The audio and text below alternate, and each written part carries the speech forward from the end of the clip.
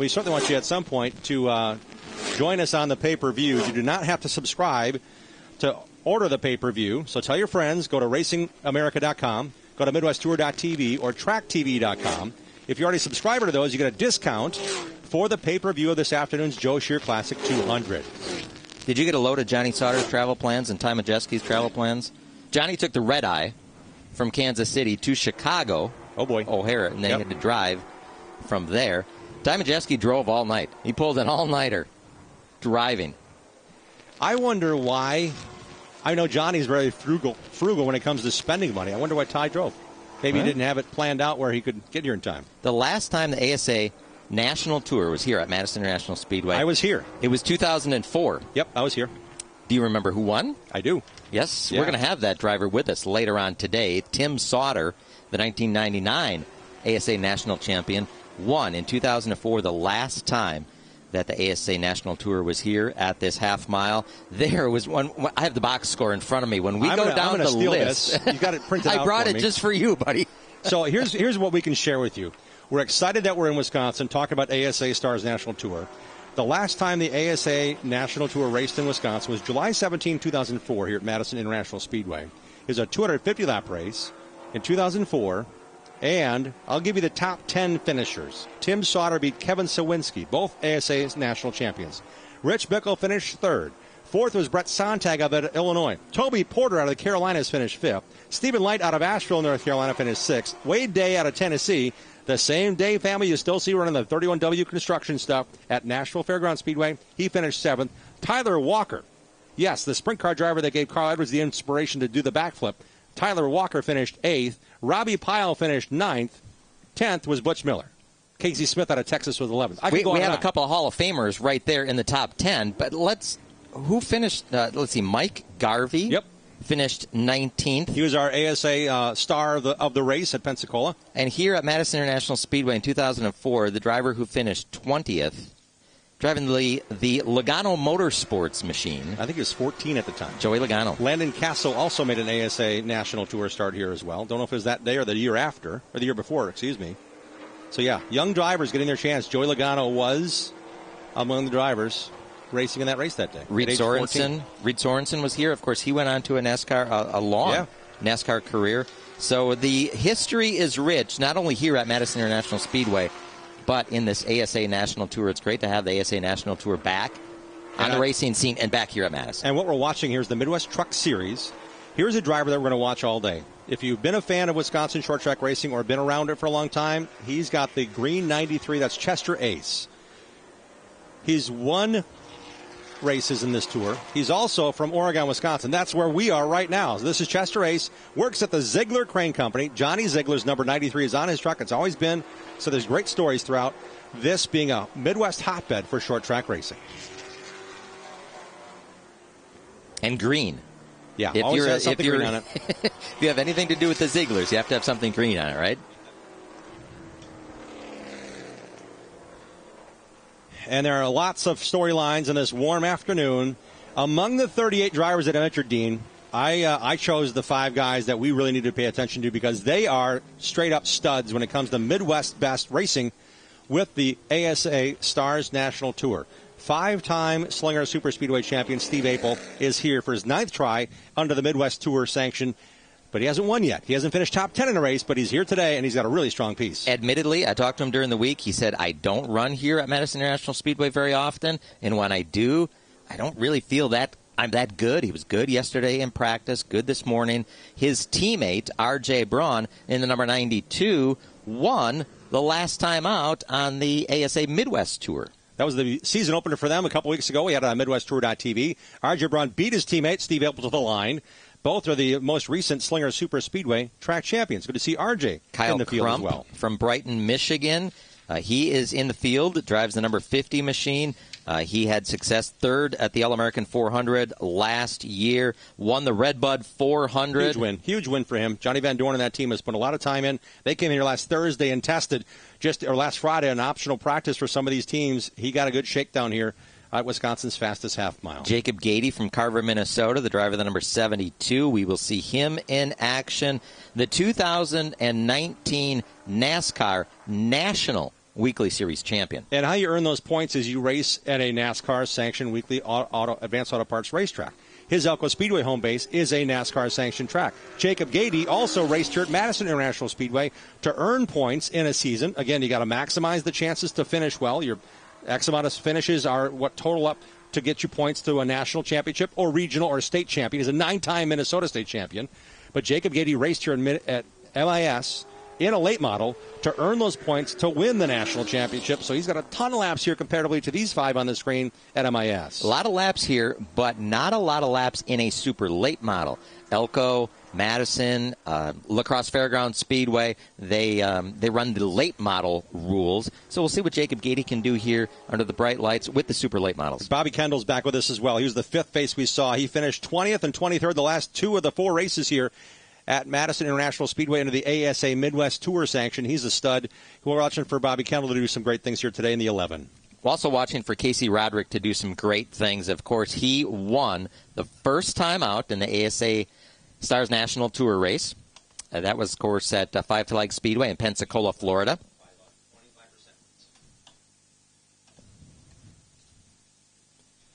And looking at Casey Roderick, it is his first time here, Dean. First time here at Madison International Speedway. Yesterday he said, I went out and walked the track. If you caught some of our clips we put out on social, I interviewed him directly. I said, what do you think? He said, I've walked the track. I haven't made a lap yet, but it's going to take a while to get used to this place. I think that's a storyline that we're going to see here. Stephen Nasse has not been to Madison International Speedway, and I think that's a storyline we are going to watch the entire day, Jim, is the drivers who have tons and tons of laps here, how will they fare against drivers like Stephen Nasse, like Casey Roderick, that never have been to Madison International Speedway? Nasse can figure it out quickly, though. He has raced at this level since the age of 15. He turned 28 on Friday. Stephen Nasse's in the field. Bubba Pollard's here to win another Joe Shear Classic. Those are the stars you may have seen other places. They're all in one place today, the ASA Stars National Tour, racing here at Madison International Speedway. Race number 2 of the ASA Stars National Tour rolls on.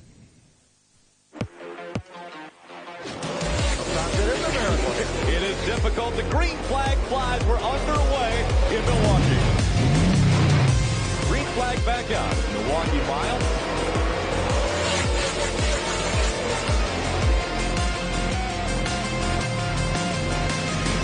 Putting on a good show, Horn. That's right. Fighting again here tonight in Milwaukee Mile, right? Race fans, the ASA Stars National Tour roars into Hickory Motor Speedway for an unforgettable night of racing action with the Tar Heel 250. Some of the best grassroots racers from around the country gather in the hills of North Carolina for the Thursday Thunder in the Foothills. Joining the ASA Stars National Tour will be your local Paramount Auto Group limited late models. Tickets to the Tar Heel 250 are available now at starsnationaltour.com. Don't miss any of the incredible racing action coming to Hickory Motor Speedway Thursday, May 25th.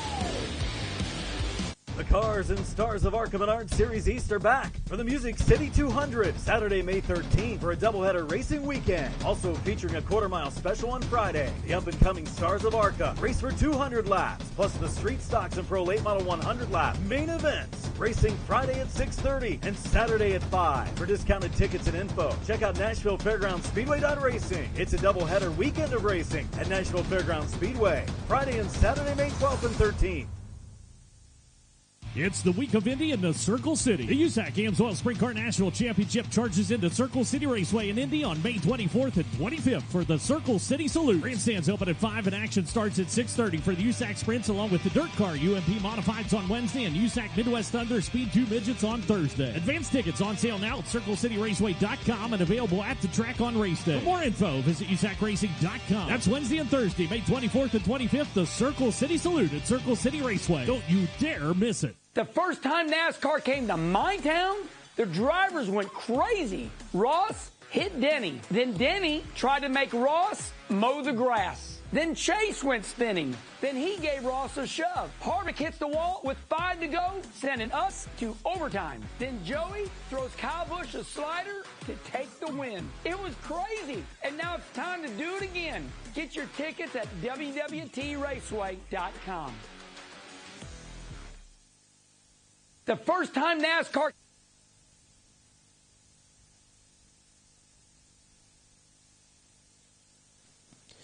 Welcome back to Madison International Speedway, Wisconsin's fastest half mile. We're about 20 miles south and east of the state capital of Madison here in the Badger State. There's a lot going on.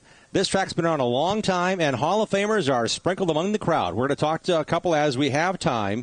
1977 ASA national champion in the ASA category, Dave Watson, is here. He made his name here. He's on the Wall of Fame here. He won championships, track championships here at Madison.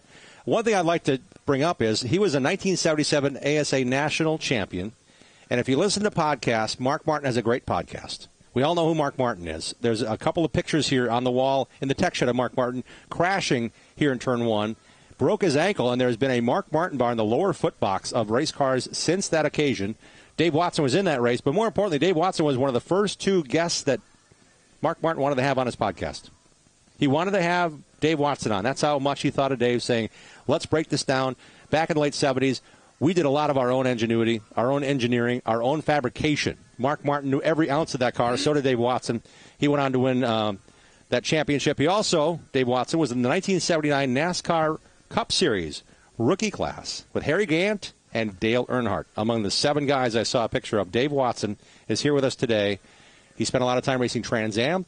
Developed the Daytona prototype car that we saw as the Grand Am rejuvenated road racing under the IMSA banner now as the Rolex 24 and other big races. Dave was part of that. So he's got a lot going on. Glad to see him here just up the road from where his hometown of Milton, Wisconsin is. This is a drone shot of the pit area, and we see the cars getting ready to go qualifying. Jim and I talked about that. Qualifying is going to be so very important. It will start with the number 11 machine of Bobby Kendall. And the way it works here is we'll just go right through the line via car number. So we'll start with the 11, and then the 14 will be next, the 15, the 16, and so on down the line. Boy, oh boy! And how that number was chosen, because it's a big deal. It's a big deal. You drivers generally don't want to qualify first. In the drivers' meeting, there was a big old bag of poker chips, and on the poker chips was every car number entered in the field today. The driver, the number 18, the most recent winner in the ASA Stars National Tour, drew out the poker chip with number 11 on it. So Bobby Kendall will be our first scheduled car to qualify, and on through. And Austin Nason in the 14. He's going to qualify second. And he was concerned about cooling his car down enough between practice and qualifying. Just as we shared with you at 12:30 Central Time, getting that car cooled down. Billy Van Meter-Dean, you pointed out those red boxes at the nose of his car. Those are fans in them, trying to cool his engine down. Teams are not allowed to lift the hood. And ultimately, they have had to have their work done. When they roll through pre-qualifying tech, that's it. When these cars qualify, they're going to the infield and stay in there. Top 20, locked in. The top 20. Will stay in the infield. All cars will stay in the infield. And then the top 20 will stay there longer. They're going to stay. They can't come back to the pits. Yeah. So a lot of storylines we'll share with you as well. And this is really a culmination. The ASA Stars National Tour. We saw that hauler there. It says ARCA Midwest Tour. That's now the ASA Midwest Tour for the fans to get their cool Joe Shear Classic event T-shirts like I got. Has all 15 prior winners on the back. It's really cool. You got to check it out. I think it's online too. But DJ did a great job with that. But the Midwest Tour has been purchased. Since last July, it was announced that ASA Midwest Tour was purchased by Track Enterprises. The ASA Stars National Tour was formed after Bob Sargent bought the ASA CRA Super Series that runs in the Indiana, Michigan, Ohio region, Illinois. So that series, the Midwestern part of the states, that was purchased by Bob Sargent first. Then the Midwest Tour, which is Wisconsin, Illinois, Iowa, Michigan, sometimes Minnesota, like again this year. And then the Southern Super Series, where the hotbed of the Florida, Georgia, Alabama drivers are racing. The Southern Super Series is also under ASA sanction and an agreement with the ASA Stars National Tour to have those 3 series represented through this 10-race campaign. That driver on screen right now has gone to victory lane in this event a couple of years ago, and he has been doing a lot of winning here in the 2023 season. Of course, that's Bubba Pollard in the 26 machine. He was here all day yesterday. Just want to get the feeling of it. He brought his car that he's raced before. He raced it at Speedway in New Smyrna Speedway, the World Series of Asphalt Stock Car Racing. I believe this is also the car, according to his team, that was raced and nearly won the Sunshine State 200 at Five Flags Speedway. There he is in the gray suit, just kind of taking things in. It's a warm day. Yesterday was about 25 degrees cooler and overcast. Bubba just getting acclimated here. That's Bubba there, and across the hood as well, not wiping it down, but over on the other side is Travis Dassau, who, again, is a Wisconsin guy that Bubba's partnered with to race some of these upper Midwest races, whether it be during the ASA Stars schedule or other special events this year. So it's great to see that they're here working together as well. So the cars are just getting through pre-qualifying tech. Jim mentioned it was a quick turnaround. There was a brief practice session, a 40-minute practice session this morning, but it was really quite a quick turnaround for these drivers and these teams after practice. You mentioned the fact that they had all day, more or less all day yesterday to practice, but the difference in the temperature and the cloud cover yesterday versus today, boy, I wonder how much they learned yesterday they're going to be able to translate to today. Yeah, it was warmer here today by 9 a.m. than it was all day yesterday. So that gives you an idea what these teams were. A lot of head scratching going on yesterday. I talked to some crew chiefs that have raced here a number of times. What about that weather yesterday, and how is it going to affect today, race day? We're already up to 78 degrees with a little bit of wind, not a lot. Yesterday was a little breezy, but it was also in the maybe 60, 62, 63 degree range. So we're looking at 20-degree difference in temperature, and the sun's been cooking all morning long, so the track temp is up a lot higher than yesterday as well. Drivers that I talked to, Jim, that have raced a lot here are loving the fact that the weather is warmer. It's going to get greasy. It's going to get slippery. There's going to be a lot of changes that this track undergoes. And drivers who have a lot of experience here, they are loving that because, guys like Casey Roderick, guys like Stephen Nasse, guys like Jacob Gomes from California have never been here before. Boy, they don't know what exactly they're in for. Nasse said it's an advantage. I talked to him yesterday at the end of practice. I said, how do you approach a track? He said, I've not been to a new track like this in a while. I said, but you've raced other new tracks? He said, no. The level of competition I'm facing here, I said, okay, when's the last time, Stephen? I looked at him directly in the eyes and I said, when is the last time you raced a racetrack for the first time against this caliber of competition for the first time? And he looked at me, he said, it had to be North Wilkesboro, 2011. They opened the track up. They ran one super late model race there. He said, that's the last time I had the feeling.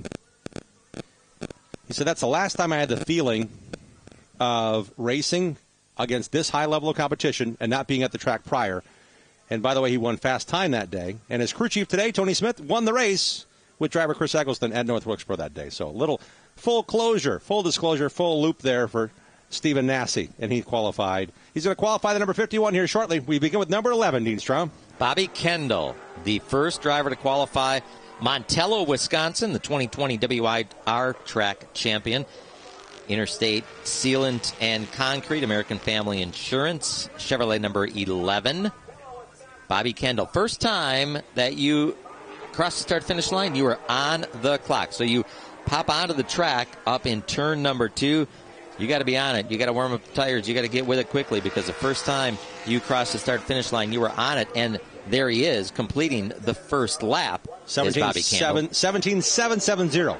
We have to give you all three numbers because it'll come down to the last one. It determine who's the top 20 and who's not. 17.770 lap 1 for Bobby Kendall.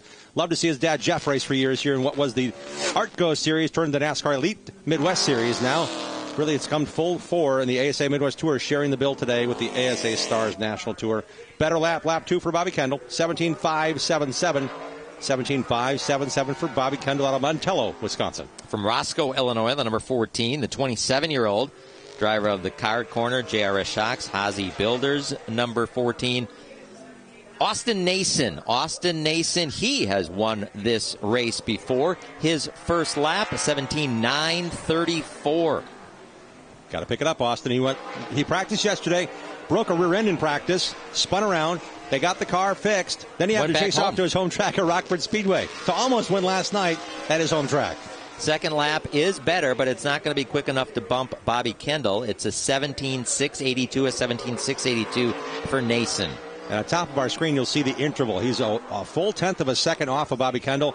And believe it or not, that snap of the finger that quick, that could be a whole lot of cars in between there and just a tenth on the racetrack on the stopwatch. Next up, the number 15 of Gabe Summers. 17.774 on his first lap. Gabe Summers in the quick trip. DeKalb Allied Cooperative Wisconsin Potato and Vegetable Growers, number 15. Plover, Wisconsin, the hometown for this youngster with a couple of wins on the ASA Midwest Tour, stepping out on the national stage.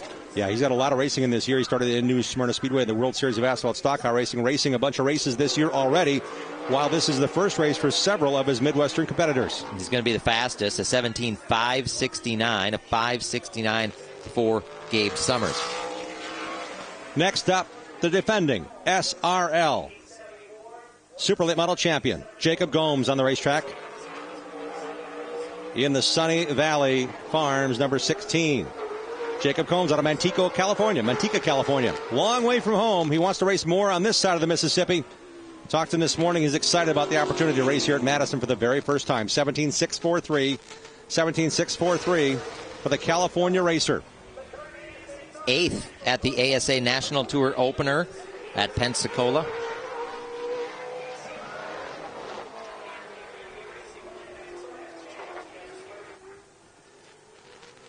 Summers has the fast time. Bobby Kendall second. Jacob Gomes is now back to fourth with Casey Roderick on the racetrack. Lap number 1, 17.591. And the number 18, Platinum Express, Anthony Campy Racing Machine. Excellent first lap. Platinum Express, sponsored Pulaski, Mississippi driver Casey Roderick. Second flag is out. He goes to P1, Dean. 17.438. 17.438, the new benchmark for the series.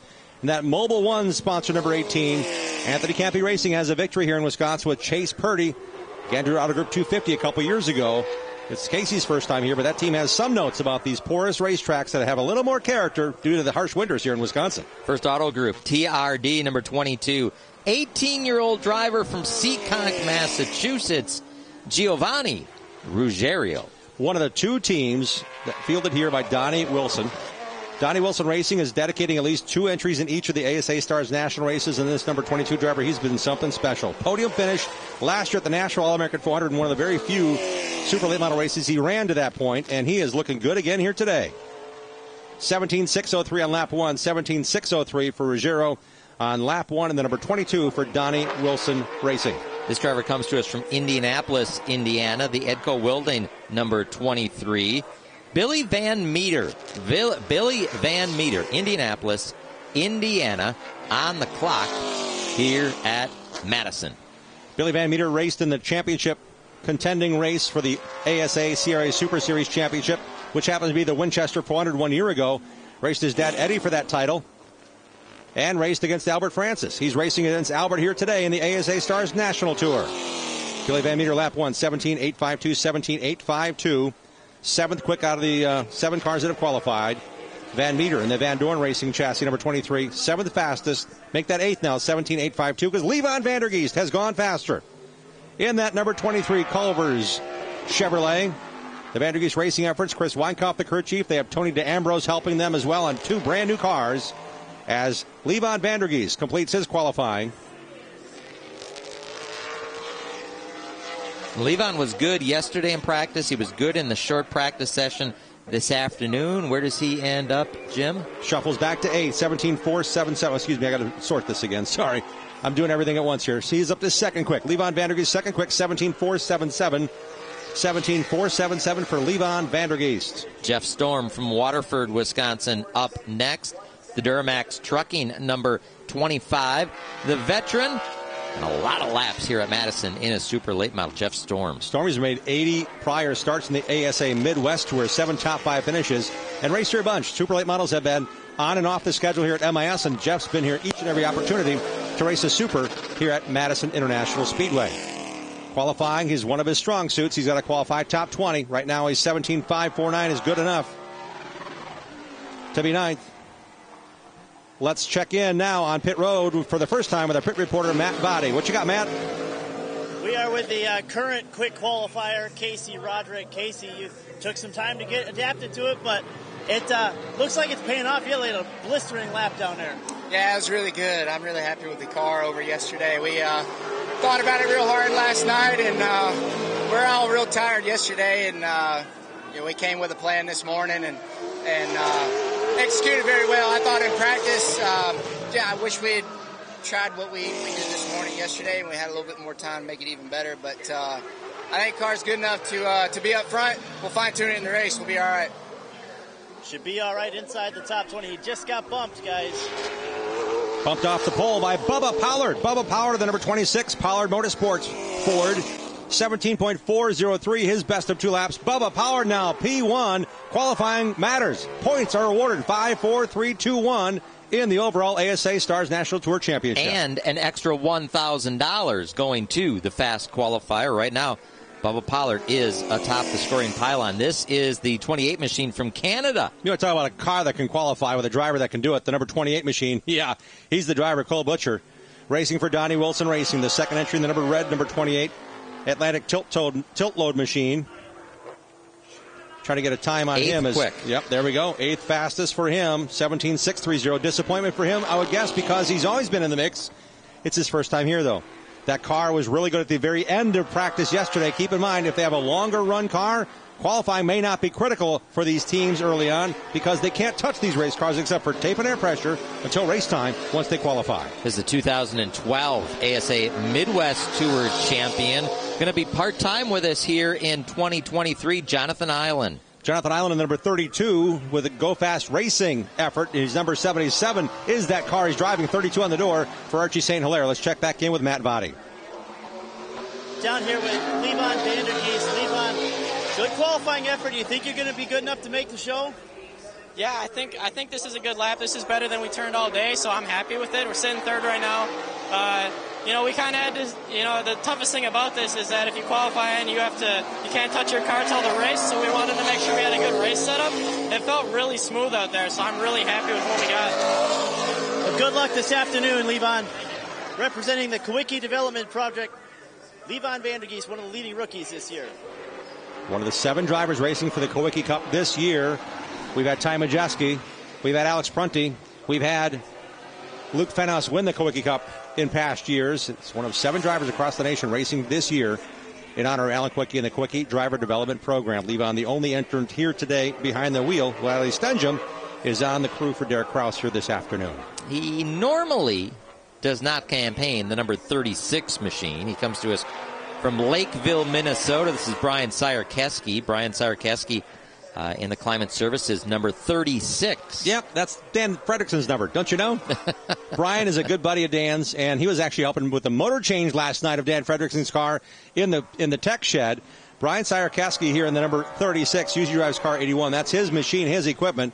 But he races here. He finished 14th at the ASA Midwest Tour opener a couple weeks back. And he is 14th right now on the speed charts. His best time, a 17.852. That could be the number we're looking at. Is it inside or outside the top 20 once we get to it? Here's a driver we want to keep our eye on, Jim. Former ASA Midwest Tour champion, former winner of this event, and he won one of the last big races here in the upper Midwest last year. This is Andrew Morrissey. In the car number 39, his shop is the closest to the racetrack of anybody on property.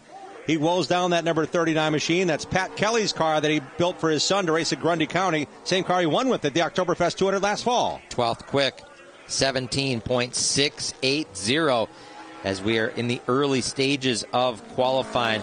Here's the winningest driver in the state of Wisconsin. Comes to us by way of Gleason, Wisconsin. The last 2 years, he's won more Super Lates than anybody else. Yes. The Powerhouse Lawn and Leisure Aqua Finance, number 44, Justin Mondyke. Mondyke has won the State Park Speedway Championship. He's won the Norway Speedway Championship in the Upper Peninsula. Where do you end up, Dean? 5th quick. Great qualifying effort for Justin Mondyke. Had a chance to spend some time with him this morning. He knows what a stacked field this is here. Going to run the entire ASA Midwest Tour. But when the National Tour comes to your backyard, your stomping grounds, you have to step up. And Justin Mondyke did that in qualifying. Absolutely. And from Owensboro, Kentucky, and you're racing at Madison International for the first time at Dakota Stroop, what do? You build a brand new Hamke chassis in the shop with Cody Glick.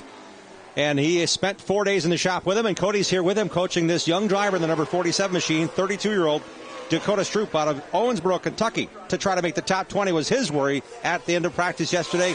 Can he do it today in that machine? Again, the number 47, a brand new Hamke racing chassis. 15th quick right now, Jim, 17.806. 17.806.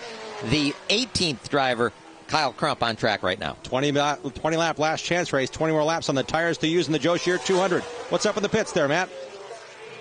We're here with Cole Butcher. Cole, not the lap you were looking for, but you think you got enough to make it through the last chance race if you have to? Yeah, I think so. We have a really good race-run car, but we've struggled with qualifying for the last couple of races. So we'll see what happens here, but definitely not where we want to be. Cole Butcher, driver of the 53 machine. 28 today, rather. Yep, 28 today. You're right. The 53's been on his car door for a long time, Matt, and it's disappointing to even hear him think about it because he's already thinking about, if I'm not in the top 20, what can I do to my car? Not much for the last chance qualifier. They take 4 out of that one, and the points provisionals come out of 23 points. A lot on the line for Cole Butcher here today. Cole Butcher shown in the 11th spot right now.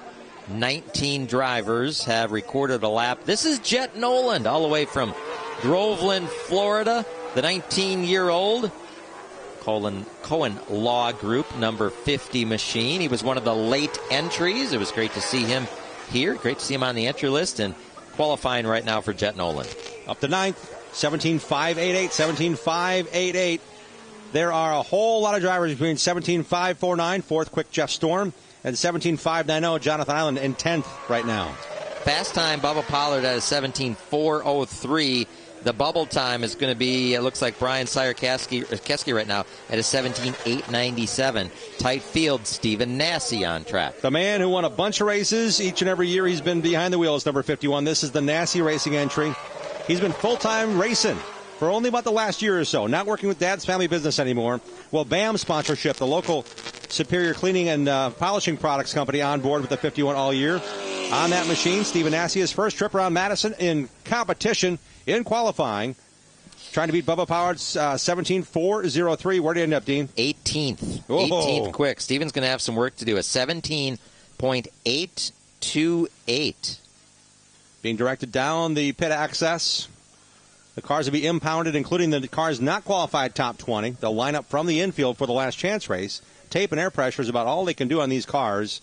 So, again, it's a very limited opportunity to make some changes. I'm sure Steven wants to throw the entire toolbox at it after just being 0.3 of a second off. He might be missing the main show in top 20 in qualifying. I saw where Steven says when they loaded up in Florida a couple days ago, month on the road, going to be gone from the shop for about a month. Yeah, he's going to head to North Carolina next. We've got a busy month of May, as I talked about earlier, Dean.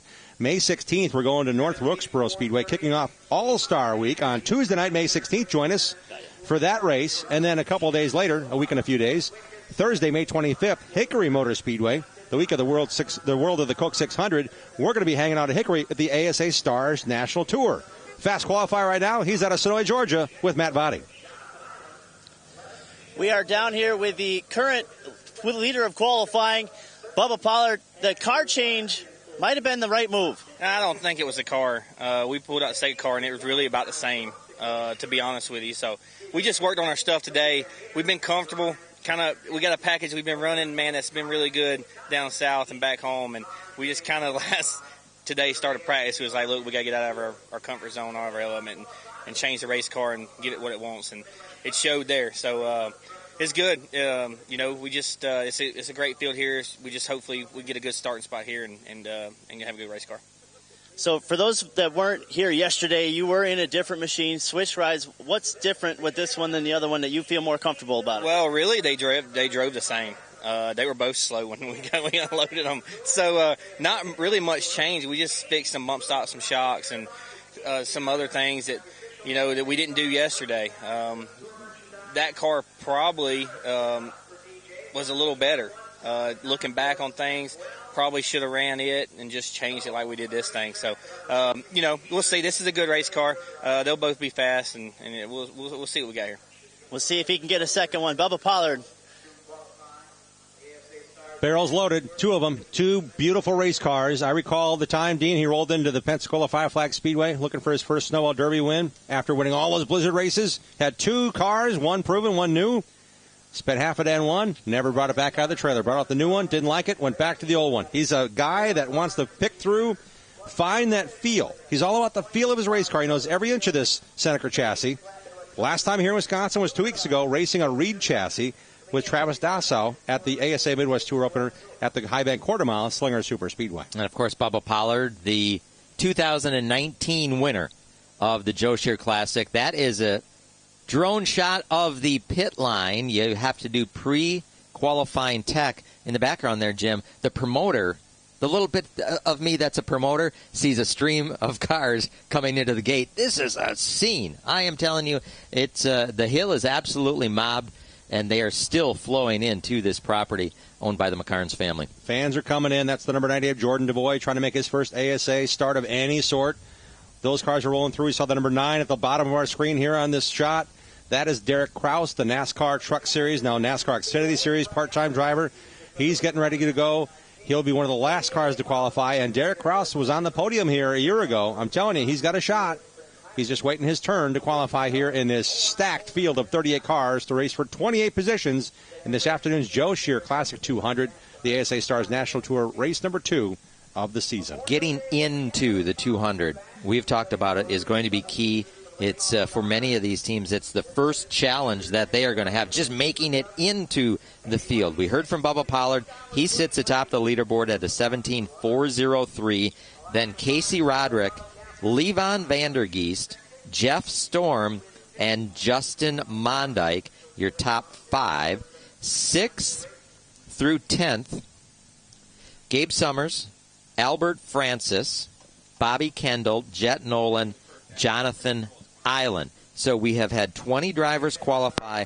20 we will take through time as we get a shot there of the cars that have already qualified. They are down in the infield. The bubble time right now is a 17.897 by the 36 machine of Brian Sire-Keski.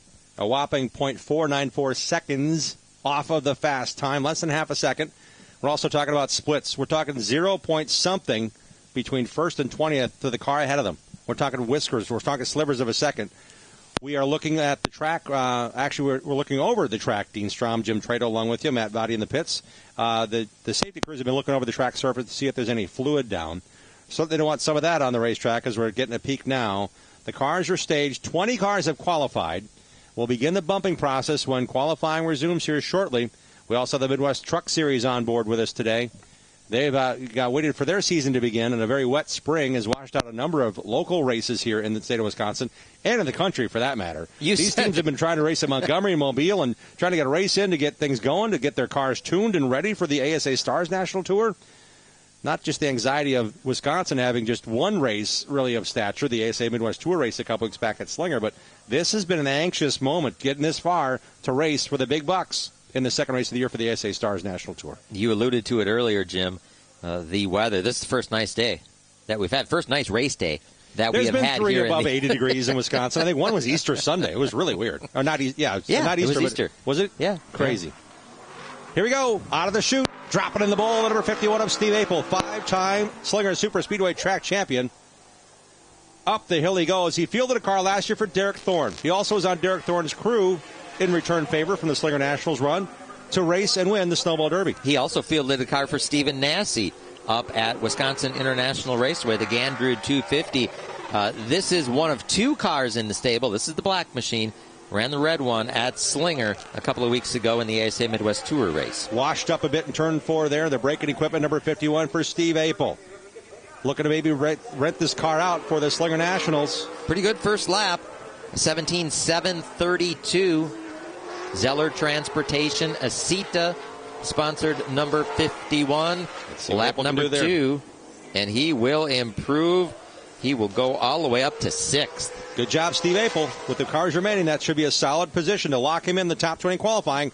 17.560 for Steve Apel out of Slinger, Wisconsin on lap 2. We talked about a couple of drivers that are running some different numbers than we normally see them run. Here's another one, the driver, the number 69, Stan Fredrickson. He's got the 36 really small on the number on the door, but really in reality, Danny's got a lot of laps here. A great choice for Michael Hind, racing for the ASA Stars National Tour Owners Championship, to throw his number on Danny's car a couple of times here in Wisconsin this year. Michael is actually at his prom this weekend, and he's got the number 69 on the door, and Chris Cater, the crew chief, here as well in support of Dan Fredrickson's efforts in car 69, the fastest guy in practice yesterday before they had a motor change. Second quick in qualifying. Nice job, Dan Fredrickson. 17.429. Yep. Fast time, 17.403. We're talking about the second digit after the period in qualifying times. Stephen Nasse is on the bubble at an 8.28 to 17.828. Nasse on the bubble. Next driver, we talked about him a little bit earlier, comes to us from Carver, Minnesota. This is Jacob Gady in the 72. 9-time track champion at Elko Speedway and small 3/8 back on the ASA Midwest Tour schedule in September. The Thunder 93 is going on in September. They've got a great racetrack there, and Jacob getting a chance to race at a track he calls one of his home tracks in the NASCAR Weekly Series. Nassie has been bumped. The 72 machine into the field. Second quick for Jacob Gady. Now on track, car number 73. There's a Shear connection to this one. This is Joe Vanacci out of Morris, Illinois, trying to make his 4th ASA Midwest Tour race. The Chicagoland short tracker has Steve Strasburg working with him in Strasburg Performance. Steve's really been involved all the way through, stepson of Joe Shear through the years. Very smart guy when it comes to components. He's been working with Joe all weekend here at his first trip around Madison International under the ASA banner. A little sideways off of turn 4 that time for Vanacci, the 73. And unfortunately, Vanacci's not going to crack the top 20. It's an 18.010. So Dakota Stroop at an 8:06 is on the bubble. First laps in qualifying. You might have saw him yesterday win Stage 2 of the NASCAR truck race at Kansas Speedway. On the track today after that overnight drive in the number 91 for Gearheads Racing. It's the iRacing.com Ford of Ty Majeski, 5-time Midwest Tour champion, 2020 Snowball Derby champion. On the track here. More pole positions, more wins than anybody else in the Midwest Tour, and they've been racing the Midwest Tour here at Madison since 2007. Ty came on the scene in a big way in 2014. Can he make a big splash, win the $1,000 Go Fast Racing Fast Time Award? Oh, he's only up to 17.473. 7/700ths of a second off pole. It will bump Stroop. Kyle Crump now on the bubble as R.J. Braun rolls trackside in the number 92, the winner of the opener for the ASA Midwest Tour 2 weeks ago at his home track, the Slinger Super Speedway. Dean, you've watched them there racing 4 cylinders on through. So 4 cylinders, late models, now a super late model champion at that quarter mile. Expand the track by twice the size. R.J. Braun getting it done on the start-finish line. Can he get the top 20? He's in, but he's 20th, a 17.697. R.J. Braun woes it down. Harley Jankowski on track. Let's check in on pit road where all the cars are coming to the infield to Matt Body. Jacob Gady, second quick so far. Where did you find that speed? Well, I think we had some speed all day. We tried to do a mock run and then didn't get out and practice. And yesterday we ended up on the charts, and we didn't do a mock yesterday either. No tape, no qualifying air, nothing. So I wasn't quite sure we could be this good. Just kind of race runs the whole time, trying to get some race balance. So I'm still a little worried about that, but obviously qualifying went well. So that was goal number 1, was to make the race. You know, this is a stacked field, so pretty proud of the effort of everybody on the crew. Small team, small budget, and just put a P2. So that's pretty cool. Jacob Gady, car 72, could be one to watch today, guys.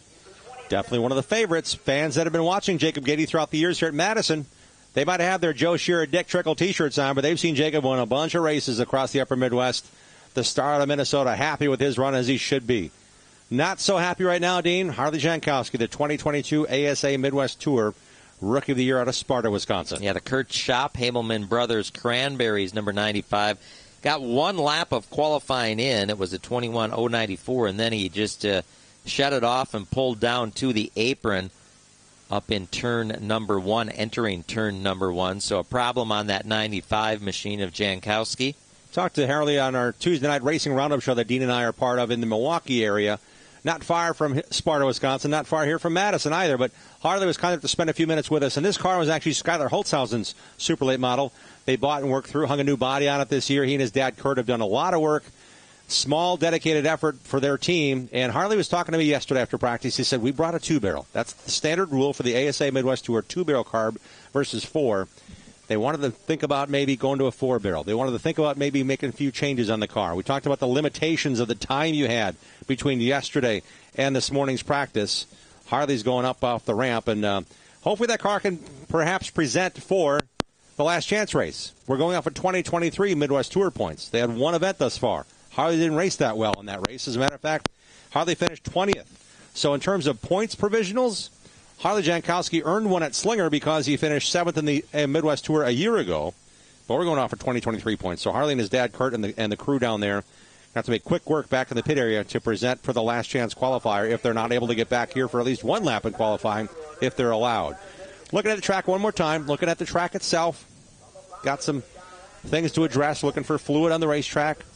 I'm glad the select safety team is here because they do a great job looking things over. This racetrack, we had a little bit of moisture yesterday, not a lot. A little bit of rain overnight on Friday night. Yesterday was Saturday. We had a misty start to our day yesterday, but things cleared out. The track got nice and clean and dry, and we had practice throughout the afternoon from like 1 to 5 yesterday. So there's been a lot of laps put on the racetrack, just trying to see if the track is clean and green and good to go for the rest of the competitors here as qualifying with Harley Jankowski is woed up, looking for fluid down potentially out of Harley's number 95. Bubba Pollard is the fastest of the 27 drivers who have recorded a lap, 17.403. Remember, the cutoff time, or the cutoff position, I should say, is the 20th. R.J. Braun is holding down that spot. And here comes the driver looking, that Jim alluded to earlier, looking to make the race. And there is R.J. right there on your screen, the driver who is on the bubble. And his dad's car is on track. It's being piloted by Jordan DeVoy here today, the Wisconsin Automation number 98, the Lake Geneva, Wisconsin driver. First time with a 4-barrel carburetor underneath the hood of this number 98. First time Jordan's driven a car with a 4-barrel. It's about 110 horsepower more than a 2-barrel. Jordan's won a fair share of races, including the Dell's Icebreaker 100 last spring. Yeah, that was a big win. Huge win for him, and Jordan's really been on top of his game as a crew member first, then a driver. A lot of knowledge when it comes to getting his car where he wants it. 16th quick for Jordan DeVoy. 17.628, 17.628 for the 98 of Jordan DeVoy, trying to make his debut here while Rob Braun enjoys the day after a Kentucky Derby visit yesterday. Austin Nason is on the bubble, a 17.682 on track right now. The 08 machine from Florida, Tony Elrod in the 08. One of the half a dozen cars here that are Hamke chassis. Troy got a chance to hang out with his family. Not just yesterday at the racetrack, but yesterday, Greg McCarnes and his wife Angie put on a nice pork, they had a hog fest, if you will. A pig roast. That's the word. Over in turn 4. Fans are welcome to come by. The racers and teams stopped by and had a beverage and got some pig roast dinners and edibles and had some nice pasta salad. 26. Troy and his family enjoying that as well. 26th position for Tony. So he will have to race his way in through the last chance race on track right now. From South Beloit, Illinois, this is Michael Bilderback. So Tony Elrod is in the last chance race out of Lecanto, Florida. Looking to see if Michael Bilderback will be one of those candidates as well. Michael's run here a bunch at Madison International Speedway. A Big 8 late model series winner. Won last year in a late model as recently as 2022. This number 2 machine is a super late. He raced all the way down to Five Flag Speedway in the inaugural ASA Stars National Tour race. They ended short with a bang up there. This is the same car with a new clip on it for the number 2 of Bilderback. Where do you end up, Dean? 19th. 17.667. He's on the approach of not being able to breathe for the next 5 minutes. Morrissey is the driver who is holding his breath because Andrew Morrissey is on the bubble. This youngster on track right now. Sideways off of turn number 2. This is Luke Fenhouse in the Dunright number 4 machine. From Wausau, Wisconsin, 19 years of age. 25th on lap 1. Goes up to 16th on lap 2. 17.612. 17.612 for the 2022 Cars Pro Late Model Tour champion. And the driver who was fast time in this event 2 years ago, now he's going to have to sit back, wait and see if he will transfer through qualifying. Meanwhile, on track, the driver who was busy last night driving the trucks comes here to run the super late models. This is Johnny Sauter. Johnny Sauter also in the truck race last night. Got here early this morning, and this number 5 is his hobby, his play toy. This number 5 on the track is Johnny Sauter, 2-time winner of the Joe Shear Classic. He and Joe Shear Jr. are like brothers in every way. Working together, winning championships together. Let's see if Johnny Sauter, without little Joe, can get it done in qualifying. He cannot. 23rd quick. So the short practice session that Johnny had this afternoon, not quite enough. I should say this morning, 23rd in time. He's going to have to race his way in. Just a whisker off of the 20th in speed. Michael Bilderback, 17.667 is the bubble time. Sauter went 17.687. 0.02 of a second, the difference between in and out right now for Sauter. The driver who had fast time in this event last year on track right now from Richfield, John DeAngelis Jr. A lot going on for Johnny D. Last weekend racing a powerboat, offshore powerboat. This week announcing he and Shelby are having a baby. And here's Johnny D on the racetrack in that 7. Johnny D in his first qualifying lap, 10th quick. 17.561 will be the official 17.561. So DeAngelis is in. Jacob Gomes now on the bubble. That's the SRL defending champion. We're talking about the best of the best here. Here's a driver who's been a year away as a driver, but certainly been ever present in the upper Midwest. 6 straight years finishing top 6 or better in the points in the Midwest Tour. Welcome back, Paulie Schaefer in his own number 7. He will split duties with Derek Thorne on this number 7 machine when it comes to the ASA National Stars Tour races. Thorne ran it at Pensacola, and here is Paulie Schaefer Jr. running it at Madison International Speedway. And Schaefer will go to the top of the board. 17.359. Rust schmushed. There ain't no rust left on his elbows and joints, man. He's got it down. He got that number right. 17.359 for Paulie Schaefer. He was fast yesterday in practice, lost the handle a bit later on when the other guys mocked up.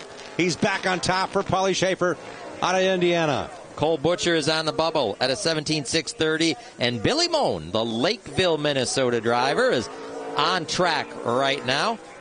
Billy's 22nd ASA start. 23rd here coming today if he makes the top 20. 3 top 5s in his short career with the ASA Midwest Tour. And he will have to qualify in through the last chance race. 27th, 17.708, as we have, Jim, just a handful of cars remaining. Regular Lacrosse Fairgrounds Speedway rolls in the backstretch. Next up, already on the button on the backstretch, the red and black number 9, Shockwave Marine seating. Number 9 for Kraus, Derek Kraus Racing. Derek Kraus on the racetrack. Raced in 4 NASCAR Xfinity Series races this year. Derek Kraus on the track trying to break the top 20 down the backstretch. As soon as he gets the checkers, we have another driver waiting to talk to our Matt Body. Let's see what the number 9 of Derek Kraus does this time.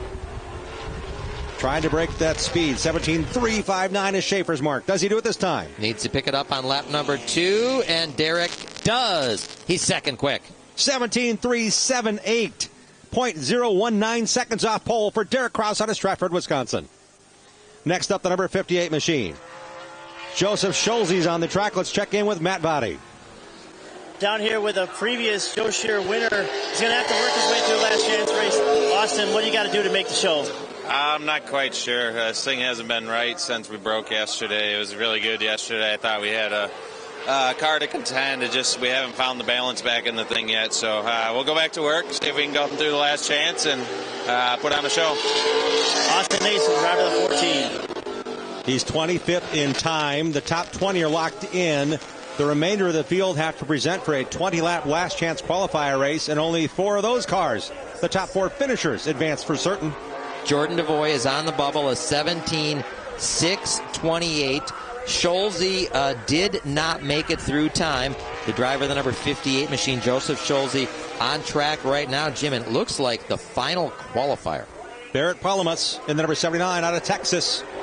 He has Casey Johnson, working on the car, presenting this car. Casey Johnson, the defending Joe Shear Classic winner, not here driving, but certainly part of Barrett's efforts as Casey continues to recover from an injury last September behind the wheel of a race car. So we talked to Casey. He's on the mend, but he's got Barrett. Oh, Barrett in the grass. That is something we want to point out. There is no apron here. Barrett cut it down to the infield, caught the front valance. Did he get all 2 laps in, Dean? He got 2 laps in. It was not good enough, though. 18.265. And I think, unofficially, that is the final qualifier. So Jordan DeVoy sneaks in on time, but the driver at the top of the leaderboard, the only driver in the 17.3s, was Paulie Schaefer Jr. Paulie Schaefer Jr., again, based on those numbers, was the 33rd car of the 38 cars out to qualify, and sets fast time, beating Derek Kraus, Bubba Pollard, Jacob Gady, Dan Fredrickson, Casey Roderick, Ty Majeski, and Levon Vandergeest. Those are the top 8 qualifiers. They'll go through a redraw. They won't start where they qualify. They'll start within those first 8 positions after the redraw. Let's check in one more time with Matt Body. And we're with that guy that made the final cut. Jordan DeVoy, congratulations on making a Barca Midwest Tour race. Yeah, that's pretty incredible for me. I did not see that coming yesterday or today. I'm comfortable being the bubble guy and no place to but forward, I guess. And I'm excited to be here. I got to thank Rob Braun for allowing me to borrow his car for the weekend to do this. This is such a huge show. These guys are putting on an awesome event. Obviously, the crowd sees it there. Thank Matt and Tony and my dad. For the technical glitch there, but Jordan DeVoy, you can tell by that big smile on that young man's face, he's happy to get in the show. He's going to be in the 10th row again. After the first 8 qualifiers, they'll start straight up on speed.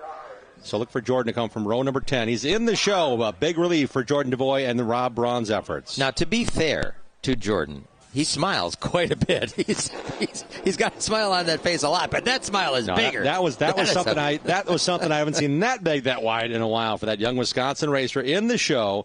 Also in on qualifying, we mentioned the top 8. Jeff Storm qualified 9th. 10th, Justin Mondyke. 11th, Steve Apel. 12th, John DeAngelis Jr. 13th, quick, Gabe Summers. 14th, fast, Albert Francis. Bobby Kendall, 15th. Jet Noland, 16th. Jonathan Island, 17th. Gio Ruggiero, 18th. Luke Van House, 19th. And Jordan DeVoy gets in the field with a 17.628. That was just 0.269 seconds off of fast time. Let's talk about the drivers that we're going to see a little bit later on, Jim, in the last chance qualifier, the drivers who need to race their way into this Joe Shear Classic 200. Among them, Cole Butcher, Jacob Gomes, Michael Bilderback, Andrew Morrissey, Austin Nason, Johnny Sauter. My, oh my. And to refresh you, there will be 4 points provisionals after the last chance qualifier. So if you don't finish top 4 in the last chance qualifier, those are some of the big hitters you talked about. There's more behind them. Kyle Crump's in there, Billy Mullen, R.J. Braun, Billy Van Meter, Stephen Nassie's down there, Brian Sierkeski, Barrett Palamas. Those drivers all have to race in a 20-lap last chance qualifier. 23 points for the Stars National Tour. 23 points for the Midwest Tour will determine the final 4 provisionals, 2 from each. The drivers and cars that are staying down in the infield right now, that's your top 20. Those drivers are locked in. Those cars are impounded. About all they can do is take the tape off that they put over the grill for qualifying. The drivers that are leaving the infield and going back to what we'll call the garage area are the drivers that are going to have to run the last chance race. They'll get a quick chance to do some adjustments. They can race in the last chance qualifier on the tires they qualified on just now, or they can put on the other 4 tires that will be presented for the race. Just 8 tires that are allowed for these teams for the Joe Shear Classic 200. To be fair, these teams can do tape, and if they would elect to, some adjustments, and they can change the tires to the other set of 4 that they'll use during the 200-lap race if they feel that's their better chance to make it into the last chance qualifier. So, again, that was qualifying for the Joe Shear Classic as we roll on here, the ASA Stars National Tour at Madison International Speedway. Here on our stream, we're also going to bring you the Midwest Truck Series, a great field of trucks. They will qualify before we go with actual racing.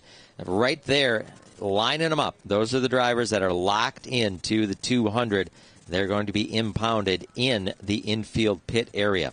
So that's the quarter mile called the Ring of Fire here at Madison International Speedway. It's a NASCAR Advanced Auto Parts weekly track. That third mile, man, they put on the quarter mile. They put a lot of great racing on there. They got Bandoleros, they got 4-cylinders, the Misfits, the six shooters. There's a lot of racing on the quarter mile. And then the half mile, late models come in. Super late model specials come in. There's usually a traveling division. Midwest Truck Series will be here a few times. It's an amazing the Compact Tour Series up here in the Midwest is strong. The Boars Compact Touring Series actually will join the Midwest Tour for the first time in Wisconsin, coming up on Father's Day, June 18th. At the Milwaukee Mile. Tickets are on sale for that race. So if you want to check that out, Midwest Truck Series will be there, along with the Boars Compact Tour and the ASA Midwest Tour. Likely William Sawalich, if you've heard that name in fellow short track racing, William will likely be in that entry list when it comes to June 18th for the Midwest Tour. In the more recent future, the near future will hold 2 ASA Stars National Tour races coming up in North Carolina. We're talking about North Wilkesboro Speedway, back in a big way. The beginning of the All-Star Week there starts up May 16th. May 16th is a Tuesday night. Join us here where you're watching it now, tracktv.com, Flow Racing. We're going to have it for you at North Wilkesboro, North Carolina, Tuesday, May 16th. And then Hickory, North Carolina, Thursday, May 25th. That's a Thursday night. Hickory, North Carolina, Hickory Motor Speedway, the first time the ASA Stars National Tour will be there. And then we're talking the Slinger Nationals. Tuesday night, July 11th. These are all ASA Stars National Tour races. More on their website, starsnationaltour.com. And it's going to be fun. It's going to be great. And we're going to see who will lead us to the green flag in a little while. We know who's fastest in qualifying, Matt Vada. He won the Go Fast Racing $1,000 Fast Qualifier Award. And it's good to see him back in the super late model. Paulie Schaefer, you haven't missed a beat, man. Nice job. Thank you. It's awesome to be back, especially like this. I just can't keep smiling. It's awesome. It is so awesome. Who do you want to thank for making this all possible to get here and find the speed right off the trailer? You guys were lightning quick yesterday, too. Yeah, absolutely. I mean, I can't thank my dad enough. My dad, he pays for all this. He gets me to the racetrack, whether he knows it or not. He's financing it. So, like I say, for me, I can't thank him enough. And like I say, I love him to death. And my crew chief, Chris Purdy, he puts these things together week after week after week, and he just works his tail off. So without those two guys, I couldn't do what I do. And I got to thank my sponsors, of course, Dynamic Metal Recycling and Pepperjack Farms, all them guys. Like I say, they help me a ton. And then all my whole crew, they help me a ton, too. Like I say, without all them guys, I'm just a driver and a steering wheel holder. I don't know that we're going to get this smile off his face, guys. Your quick qualifier here this afternoon, the 7 machine of Paulie Schaefer.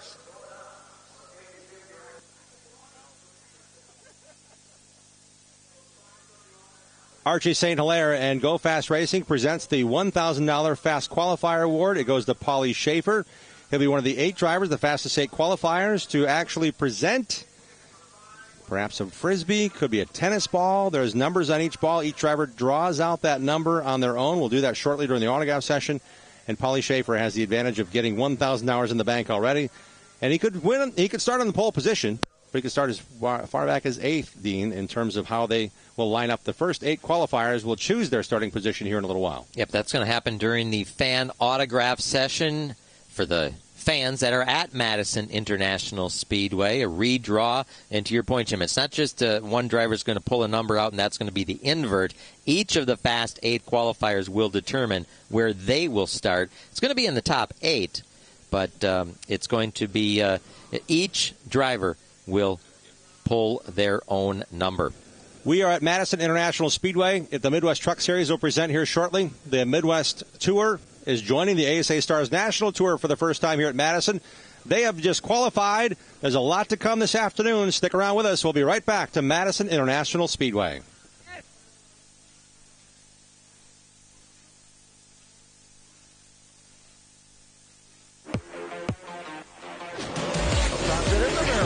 It is difficult. The green flag flies. We're underway in Milwaukee. Green flag back out. Milwaukee mile.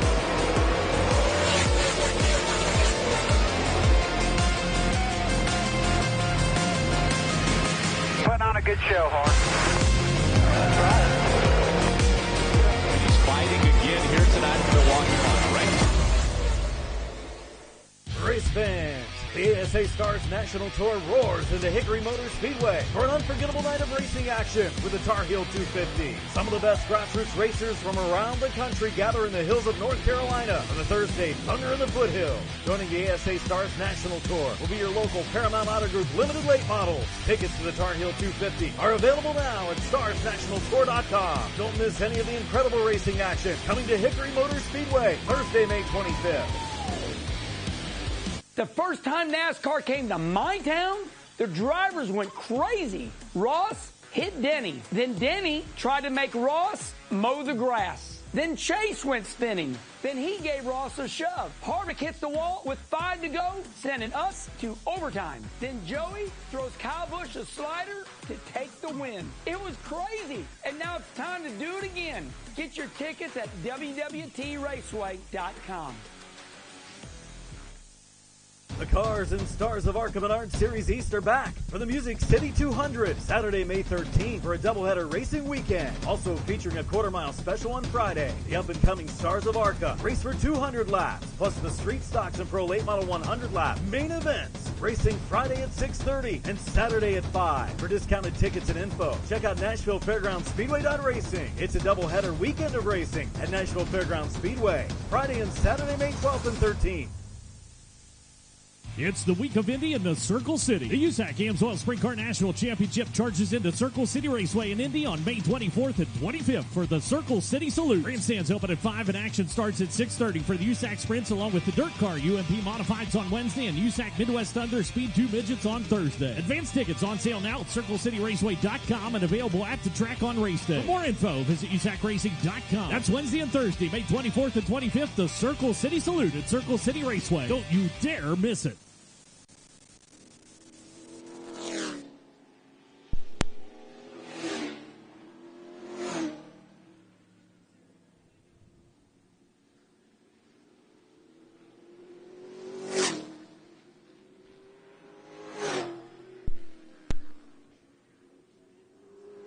Welcome back to Madison International Speedway. Wisconsin's fastest half mile began as Legion Speedway back in the 50s. Sam Bardis bought it, made it into a half-mile racetrack, turned it into Capital Speedway, and it was a breeding ground for speed in Wisconsin. A big half-mile racetrack. There was only one bigger oval in the state, and a lot of guys were thinking, man, someday I'd like to race on a half mile. Someday I'd like to race on the Milwaukee Mile. We have a driver that's won at both and done very well at both. Let's welcome into our hanging out during truck qualifying here in group sessions, 1977 ASA National Champion Dave Watson. Dave, welcome to hang out with us for a few minutes as your guest of honor here today. Yeah, pretty nice deal. Beautiful day for it. I hope everybody's here today. That's all I got to say. There's a lot of people here, and hopefully there's going to be a lot more. Right? You know, people always talk about the days when we saw Trickle and Reffner and Watson and Martin and all those guys racing. You were in the mix for a long time. How hard was it to compete at that level for as long as you did throughout the 1970s into the early 80s, Dave? Well, it was obviously a lot of work. You know, Scotty's going to come on here a little later. Scott Hanson, yep. And we were just sitting next door talking about that, and we all worked pretty hard, and we raced 4 or 5 nights a week, but we had a lot of fun. So that's the key word here. I hope these guys are having fun because they're sure putting in a lot of work. There's a lot of great cars here today. Drivers from all over the country, huh? Yes, sir. 13 states and Canada. It's kind of like when you used to run the old ASA stuff, right? When all those guys would show up from the South and you got a chance to race against a bunch of them? Yep, absolutely. And they only did that once a year at the Nashville, wasn't it, when we had the All-American, North-South shootout. And here we are in Capital Super Speedway. That's what it used to be called. Yeah. You can call it that. Your name's on the wall over there in turn 3. There you go, yep. Now, I told everybody, now try not to hit that because I'm responsible for that. Do you have to go fix it up then if somebody? Well, I haven't. No. Okay. No. The stewardship is there though. There you go. You got to take care of it. The 1977 ASA National Series champion, but 1976, that was a big year for you. 76 events entered. You won 41 races that year. Man, that is a career for some people. And you got to remember too. Now I had to compete with Joe Shear every night, and then Dick Trickle, and then Tom Reffner. And I mean, how much time have we got? Should I go through the whole lineup? Hey, and that kid showed up with the orange and white car out of Arkansas, Mark Martin. He was another guy. It's like, where did he come from for how long he stuck around here? 77, 78, 79, 80, 81. He was here. Mark Martin was racing in Wisconsin. Absolutely. Yep, absolutely. So back in the day, we didn't lack for any stars. I mean, I'm pretty fortunate to be able to have been there for all of that, and it was a great time, and I think that we can look out this window here and see those guys lined up, and the rebirth of ASA. Thank you very much. Here we come. That's pretty cool. You see James Lynch's truck on the racetrack. James actually traveled down and raced during New Smyrna Speed Weeks in the World Series of Asphalt Stock Car Racing with Bobby Blount. Finished 10th in the Southern Super Series sanction race. He's driving this black 76 truck now. Dave, did you ever dip down there a lot? I know Shear and Trickle would go down and race against all the guys from all over the country during that special week in Florida each February. Absolutely. Yep. When I was with Freddie in 77, we went down there. Well, I went a couple times on my own, but it wasn't quite as out of control as it is now. You know, I mean, we could probably get by with.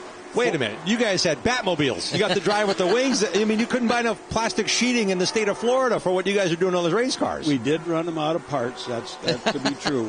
But back in the day, you know, we only used probably 8 tires a night instead of 8 every session. So that's a pretty big deal. But, yeah, that back in the day, you know, by the time Oktoberfest was over, a lot of us went, Larry Deachens, Mike Miller, we all went to California for 6 or 8 races. And then it was back, and then we could go to Florida for Speed Weeks, when Speed Week was really Speed Month. We had the whole month to race down there between Volusia and New Smyrna, East Bay, and everything else. So during that time, were you a professional race car driver, or were you doing some other things on the side to help pay the rent? As luck would have it, when I came back from Vietnam, I knew exactly what I was going to do. And I had saved all the money that I could muster up in Vietnam and came back, and I'd been helping Joe Shear. I started there in about 63 or 64, and so I had saved all my money. I bought Joe Shear's last year's car. We were in the same garage, shared a garage together, and he mentored me till 1975. So I was very fortunate. I didn't spend a lot of money on useless stuff, you know. What about this, Joe? This really looks cool. No, we're not. Don't need that. Don't need that, yeah. And then we'll go over to the junkyard where his dad's junkyard. We'll get 2 of these. We'll cut them in half, not quite in the middle, and weld them together, and they'll be a lot better. You'll like that. So you mentioned the fact that Joe Shear mentored you until 1975. Did you graduate then from Joe Shear College, where he no longer kind of sent you on your own? Well, no. Well, yes, kind of. Okay. Because Joe was focused here, and I could see Artco was coming and wanted to travel, and ASA was coming, and all of that stuff. So Joe was pretty content when we were paying our own bills. That okay. So we got to the point where there was more stuff traveling than there was just running 2 nights or 3 nights a week. So, and that's when we kind of went separate ways. Speaking with Dave Watson here at Madison International Speedway, the 1977 ASA National Tour champion, back here for the Joe Shear Classic. And that, you're speaking of Joe Shear and having him mentor you, he meant so much to short track racing here in the upper Midwest, didn't he? Absolutely, yep. And, I mean, he did it all, you know. I mean, think about back in the day, you know. If Trickle and Joe Shear and a couple other guys wouldn't have been there, my win column would have had fewer notches in it, as would Jimmy Saunders and Larry Deachins and a few other guys. So it was a big deal, and we had a lot of racing together, and absolutely, like I alluded to, he shortcutted me. So many things kept me on track that I was able to. I guess this all started out. What else did I do? This is all I did. Yeah. I raced. Lucky enough to be able to race with guys that built their own cars and took care of them, and we didn't spin each other out or crash each other or run over each other for the checkered flag, because tomorrow night would be a different story. You had to race again the next night, right? Amen. Yeah. Amen. Yep. And you couldn't race if you were busy fixing your car. Yeah. And we also had to buy groceries. So, yeah. It was a different time. I mean, I walked through the pit area here, you know, and I mean, to the uneducated, they wouldn't know whether this was a Indy 500 team out here or a Winston Cup team or whatever, because there's a paddock pit area full of professionals with top-notch equipment, number 1 crew guys, and some pretty darn good race drivers, too. One of the things I can remember coming to Madison International Speedway, you call it Capital Speedway, yeah, Kevin, which is what it was. Back in the day. Back in the day, it was so cool on a Friday night to come here, because you knew you were going to see some great super late model racing, and you kind of didn't know from week to week who was just going to kind of pop in and see what's going on. Yeah, but obviously, I think. Okay, we're good. We're still on the air. So a Friday night at Madison International Speedway. A Friday night at Capital Super Speedway. There you go. Yeah. The regular crowd, everything was going good, and then if time trials were over at 8 o'clock, at 2 minutes to 8, Trickle would come rolling in, and he would qualify, and the race would be on, and then it was and like that everywhere. It didn't matter whether it was Capital Super Speedway or Lacrosse or Slinger or wherever. That was his MO. He showed up then. Dave, we don't have the chance to ask Dick questions as he's passed on now, but how was that as a competitor? Dick Trickle rolls in with an exposed rollback on an angled truck. The car is idling as he rolls in the pit gate. He unloads the thing, and he beats you in time. Never seen the track, never been there for hot laps, wasn't there all day, sweating through 7 layers of clothes to get the car right. Well, back in the day, none of us did that. Okay. We got here, and there was some hot laps, but not like today. You know, I mean, one of my guys that I had hired to work on the road race car on my last adventure built a car to come to Madison International Speedway. Said, will you come with me? I said, well, certainly, absolutely. I said, what time we need to be there? He said, we want to be there probably about 2 o'clock in the afternoon. Well, 2 o'clock in the afternoon, we were just getting awake from being at Waukeana on Thursday night. Making sure the car was okay and getting ready. 2 o'clock, what's going on? Well, we need to get there to go through tech. I'm going, uh-oh, something's happened here. It must be a $5,000 to win every Friday night. Yeah. You're going to go through tech at 3 o'clock in the afternoon. It's become a process where these teams now, even the track is aware, the series is aware, these drivers want to get track time. All the guys that never raced here before, they got a chance last Friday. A handful of guys towed all the way here to Wisconsin from wherever they race to get some track time and practice. And yesterday. Yes, yesterday was a big day. Yesterday was a big day. In today's world, it's kind of a nice pleasure to have that much time. And back to my story, we went to the Rockford Speedway. Now, Joe was already at that early age in 1970. He was forced to be reckoned with at the Rockford Speedway.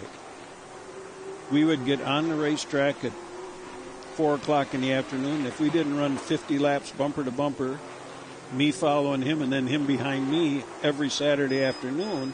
And I don't know how kids learn that today because, you're going to have one set of tires, and it's red hot, and if you make 4 laps, you're going to be on grease balls, and you're not going to learn anything. So what's the mentoring process? What's the learning curve here? Because we don't get any practice. And then that guy at the Winston Cup thing, I mean, that's the biggest joke going, right? No practice, no nothing. Go out and make 1 lap, qualify, and then we'll race, or whatever they call it. Right? Hey, speaking of NASCAR Winston Cup, the NASCAR Cup Series, we'll go that far back. That was the old name of the series back in the 70s. In 1979, there was a Rookie of the Year contending class photo. In the picture was Harry Gant. I don't recall much of the other drivers, but I saw Dave Watson in the picture. And there was a young mustachioed, long-haired dude named Dale Earnhardt. How much did you guys get to race against each other? Because that picture was taken, I'm guessing, at Daytona, and everybody had everything in line to race for Rookie of the Year. Yep, that's where that picture was taken. And I only raced 5 times, and I was rapidly running out of money. Okay. And then I had that wreck on the pit lane at Atlanta, and that kind of quelled my operation down there. But I was able to race with Earnhardt after the fact when he would come north to race here. Sure. And, we Saturday night appearances or whatever, You were racing your super late model, doing very well here. That's where you came back to. Well, he was a guest guy coming in as a cup driver. Correct. Okay. And so was Harry Gant, and so was Terry Labonte, and yeah. But that, like I said, different times and different whatever. But you look at them now and they're telling, well, those guys have to have a break. They need to be able to snowboard. They need to do this.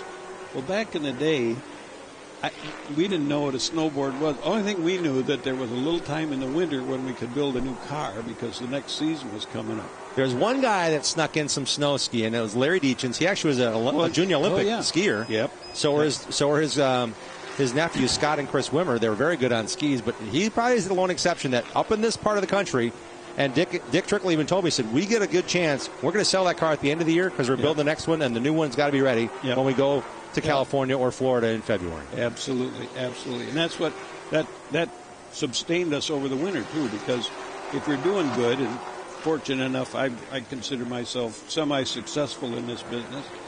There was always somebody that was ready to buy my year-old car. Yep. And that freed up some funds so I could build a new car. So you were teammates with Joe Shear at a couple of points, right? From 70 until 75. So when you guys, and I know how good you are building race cars, I know how Joe was a perfectionist when it came to building at least the outward appearance of his race cars. What was that like working with Joe? You guys both being craftsmen in what you do and got to drive and race against each other as teammates. Well, in the biggest years we had in the winter of 72, 73, 74, we built 8 or 9 cars, customer cars. And it was just the two of us. And Joe was a man of few words. Yes, he was. But we spent a lot of time together. Like I said, I started helping him in 1963 when I was still in high school. And when you spend enough time, I joke with my wife. We have ESPN. Well, she goes to say something, and I can answer the question before she gets it finished. Well, that's kind of the relationship that Joe and I had. Well, I'm getting ready to do this, and I've already got the piece cut. Yes. And he's got it tacked in here, and I weld it. Yep. So and that's how that was. And obviously, it worked pretty darn good for a long time. It did. He ran the 36. You ran the 73 or the 37. Yeah, 37 is what came with. Yep. And it was, 36. But my dad's birthday was the 3rd of November. Okay.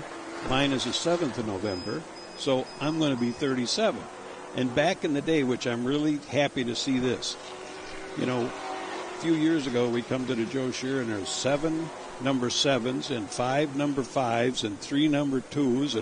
And so it's much better today. Thank you very much. We're looking at one of the few duplicate numbers in the Midwest Truck Series, the 38 of Jeff Holtz on the track, and he's got a 38 truck here.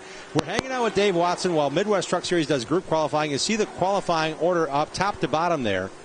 Jim Foster, a fairly new driver to the Midwest Truck Series, currently fastest in a truck prepared by T1 Racing, and Tony D'Ambrose. Bryce Miller always runs well.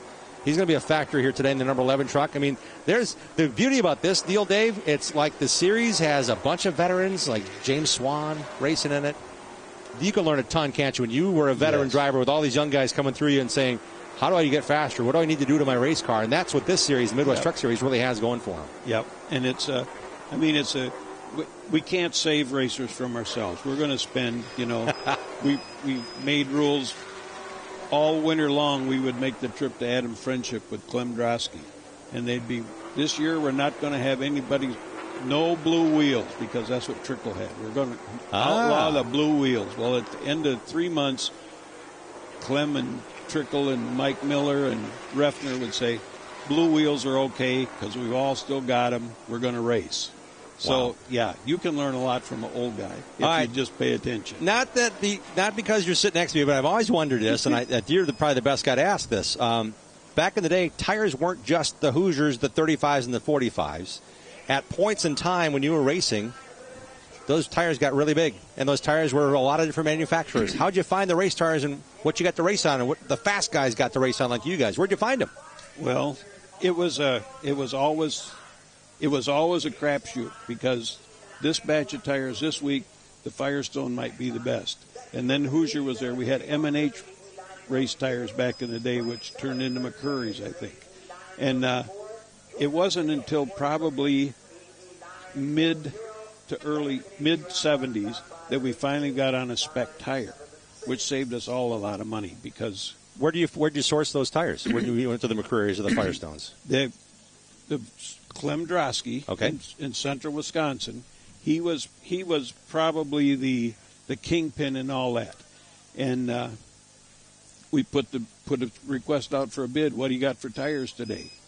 And the manufacturers all showed up in Adams Friendship at the country club up there on a Thursday evening for the club meeting and say, here's my tires. How do you like this? We can get it in a white wall if you'd like. Wow. This is physically showing examples of their race tire. Yeah. And then it got to the point where they'd bring them early enough that somebody could run them.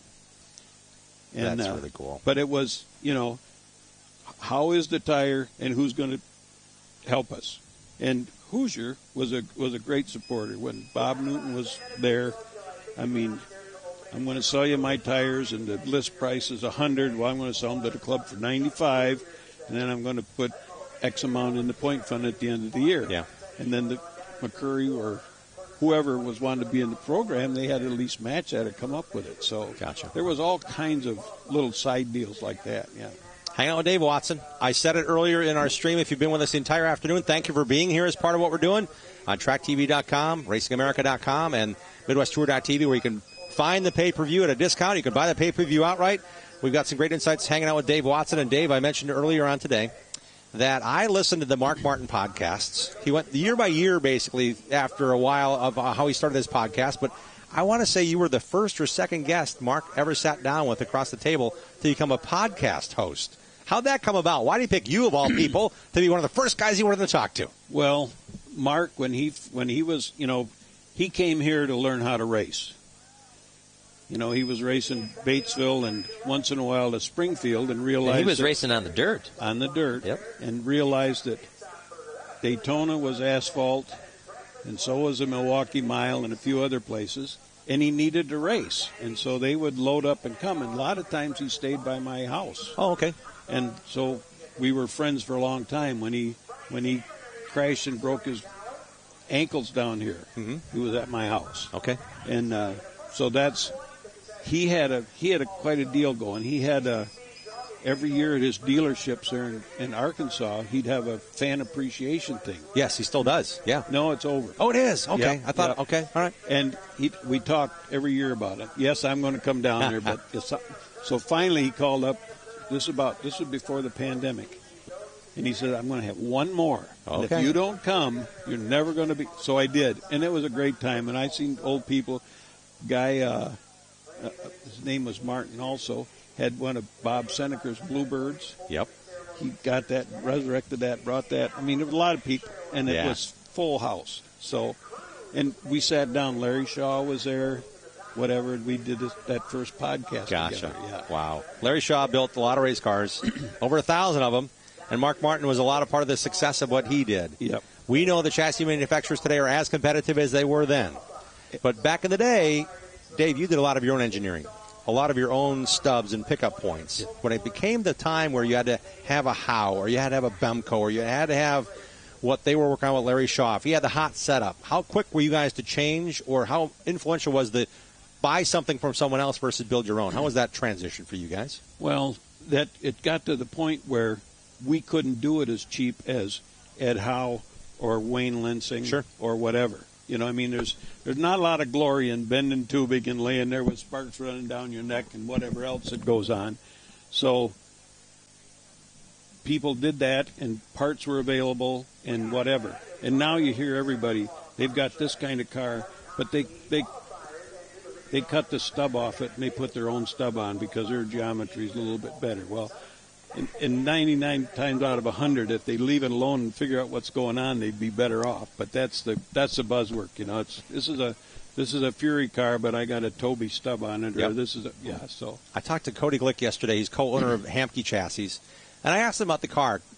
Dakota Stroop's car was up on the lift, and I'm looking at the bottom side. I said, what have you worked on with this car? He has two of your new cars here, Hamke Chassis, which were rowdy, and now they're back to Robert Hamke's name on them again.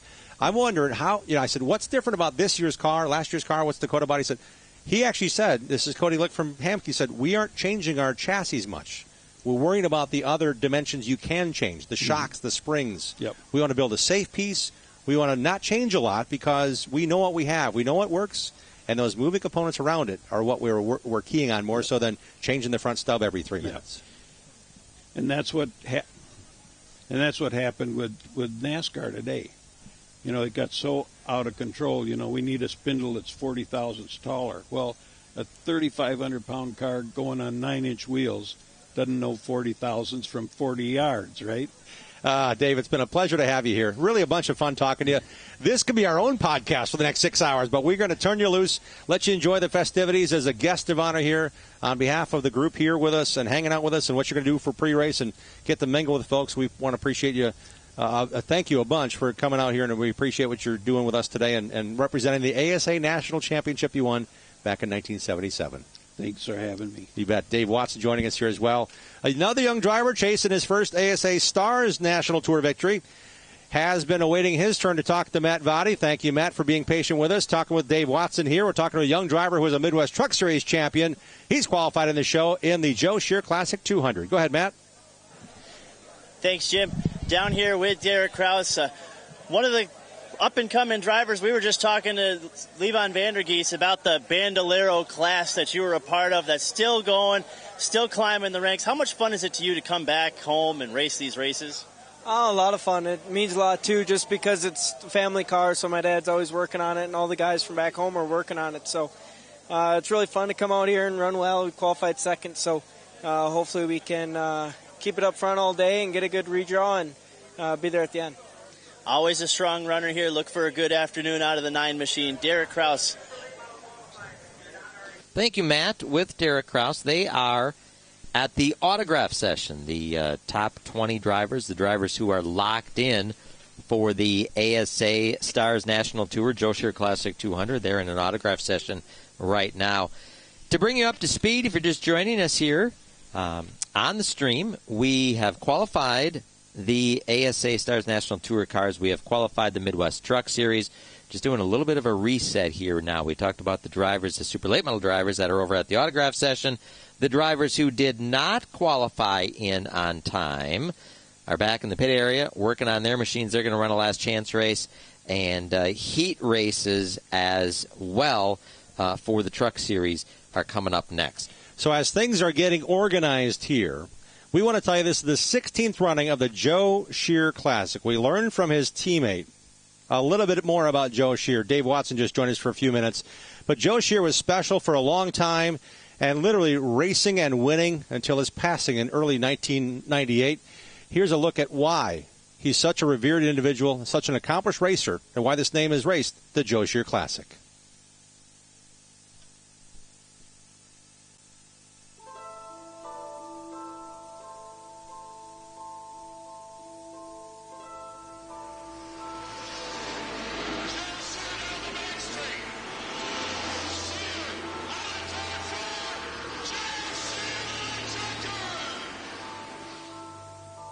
I got pictures with, I got autographs on hats and, notebooks and everything else. And Joe was one of our Artco stars. So really from birth until his passing, he was part of the racing scene in my formative years. I'm not saying it's a lot different now, but, you race, you worked on your own stuff, you fix it. So, I guess the word I'd use is sometimes a little more respect back then, and he was somebody that all of us looked up to, just the way he raced and the way he carried himself. And he was very quiet. If you got him to say 2 words, that was probably big, yeah. Coming up here to Madison, this place itself has a lot of history. And, Joe Shear's name to a marquee race like this, and that's why. That's why. Everybody wants to win. Guys down south, they all hear about Wisconsin, coming to Wisconsin, and Slinger, Kaukauna, Madison, everybody wants to win in Wisconsin at those 3 racetracks. It was Rockford Short Track Nationals, 1997, Joe's last race. He got in a wreck, ended up finishing the race with no front clip on, and won the race.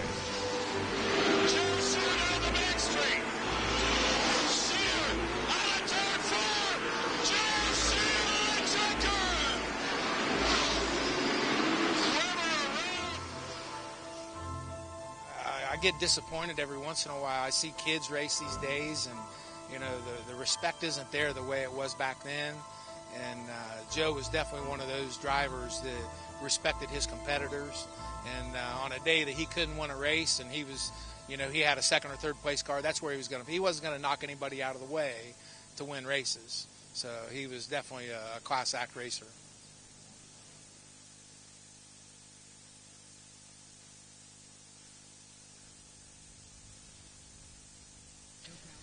So that is the thoughts of some of the competitors and some of Joe's former competitors.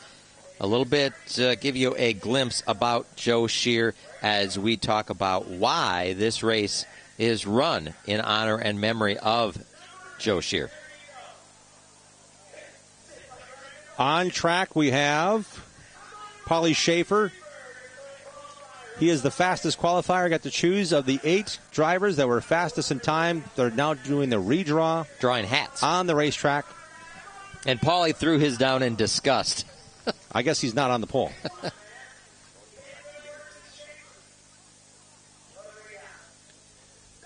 All right, Derek Cross gets to choose next. We'll tell you how the top 8 did their redraw. They're determining their starting position right now. We'll tell you how they shake out. The cars will be lined up here on the front stretch. This is the second race of the Stars National Tour under the ASA sanction. It's a 10-race series. It began with much fanfare at the Sunshine State 200 at Five Flags Speedway in Pensacola, Florida, back on March 11th. It was a dramatic race. It was action-packed under the lights in Florida. Let's take a look back at what happened in the inaugural ASA Stars National Tour race. With you. Here we go. ASA is back in racing. We're green. Derek Kraus in that group of the night. Oh, Pollard slow. Bubba Pollard is slow on the racetrack here. Car is hanging in there, and he is doing a masterful job with it. Look how he dives deep into turn number 3, taking over second place. 28, and we've got a battle for the lead here at Five Flags. Digging on the oldest shoes on the property. He's got all 4 tires. He started the race on it. Here he goes to the inside with deep into 3, right alongside of him, and he's got the lead. Battle for the lead. Bruin coming up off of 2. Here comes Peltier to the inside as they head towards 3. Alongside. He's passed him. We've got a new leader here at Five Flags. Pollard around the outside. Watch the 26 going for the lead on the high side.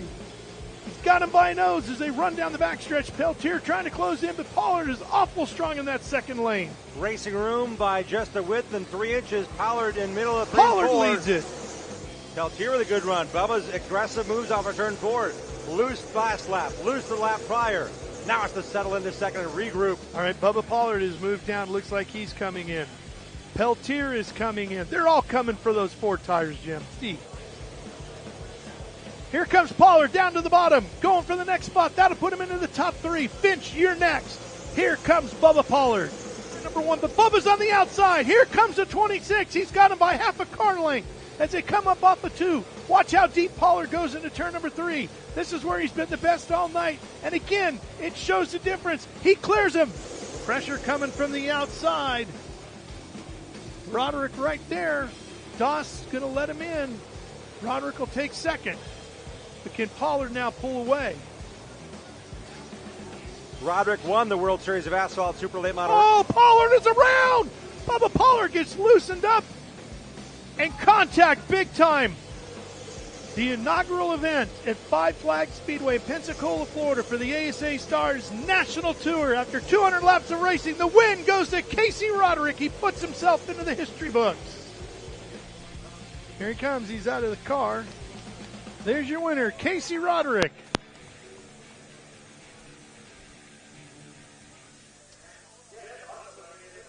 Casey Roderick emerged with the victory. Bubba Pollard went home in disappointment, and they are back here racing in the second race of the ASA Stars National Tour. I want to read some of the results, Dean, from that race, because the point provisionals for today's race are based upon the 2023 point standings of the ASA Stars Midwest Tour. ASA Stars National Tour, as well as the ASA Midwest Tour. 2-point provisionals will come out of each of those. But for the first race that we just saw the highlights of in that dramatic finish, Casey Roderick won the race. Jeremy Doss out of California finished second. Ty Majeski third. Cole Butcher fourth. Carson Hosevar, the Truck Series regular, fifth. Gabe Summers finished sixth. So looking at that, and the cars that have yet to qualify, Austin Nason finished seventh in that race. He could be potentially one of the 2 drivers that get the ASA Stars National Provisional, but he must present and start the last chance race here in a few moments. Austin Nason finished 7th in that race. 8th was Jacob Gomes.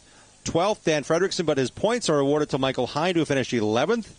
So looking at the drivers that are in or not in, Billy Van Meter finished 14th in that race back in March. Gio Ruggiero 15th after an accident on the front stretch that changed the whole complexion of the race. Albert Francis 17th. So looking at how things shake out, those race finishes equate to where they are in the point standings. Coming to this after just one race in the ASA Stars National Tour campaign. Right now here at Madison International Speedway, the Midwest Truck Series has rolled their dice to determine the invert for their feature again. We talked about the veterans of the Midwest Truck Series and the youngsters, and we talked about Foster making his first run and Bryce Miller, the youngster, having a good time. Well, guess what? The man in the blue and white uniform clipped the pole award. James Swan, 5-time series champion. Pretty cool to see that taking place. Let's send it trackside to track announcer extraordinaire Eric Hienefeld.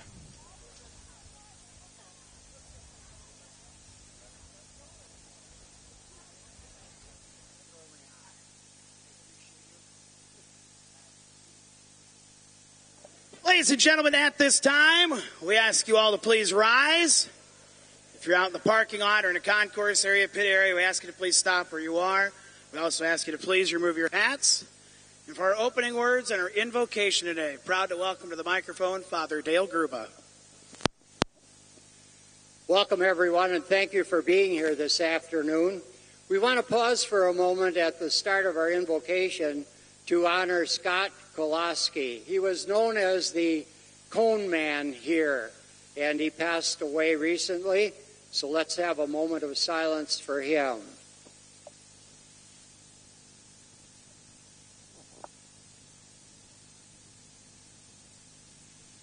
Let us pray. In the course of entertaining us, Joe Shear won more than 30 track and series titles. He was the driver to beat at Rockford, winning 8 national short track championships. Joe was the Artco champion in 1986 and 1989. And he won the Slinger Nationals in 1987, 1990, 1991, and 93. And he claimed the World Series of Asphalt Stock Car Racing at New Smyrna twice. Joe left the world a champion. He won 4 of his last 5 races. Only a blown engine at Oktoberfest kept him from making it 5 for 5. Lord, we thank you for true champions that you place in our life. And may Joe rest in peace. Amen. Thank you, Father. Our colors presented today by the Chapter 3 Vietnam veterans from New Glarus. And at this time, we welcome to the microphone for our national anthem, Paula Johnson.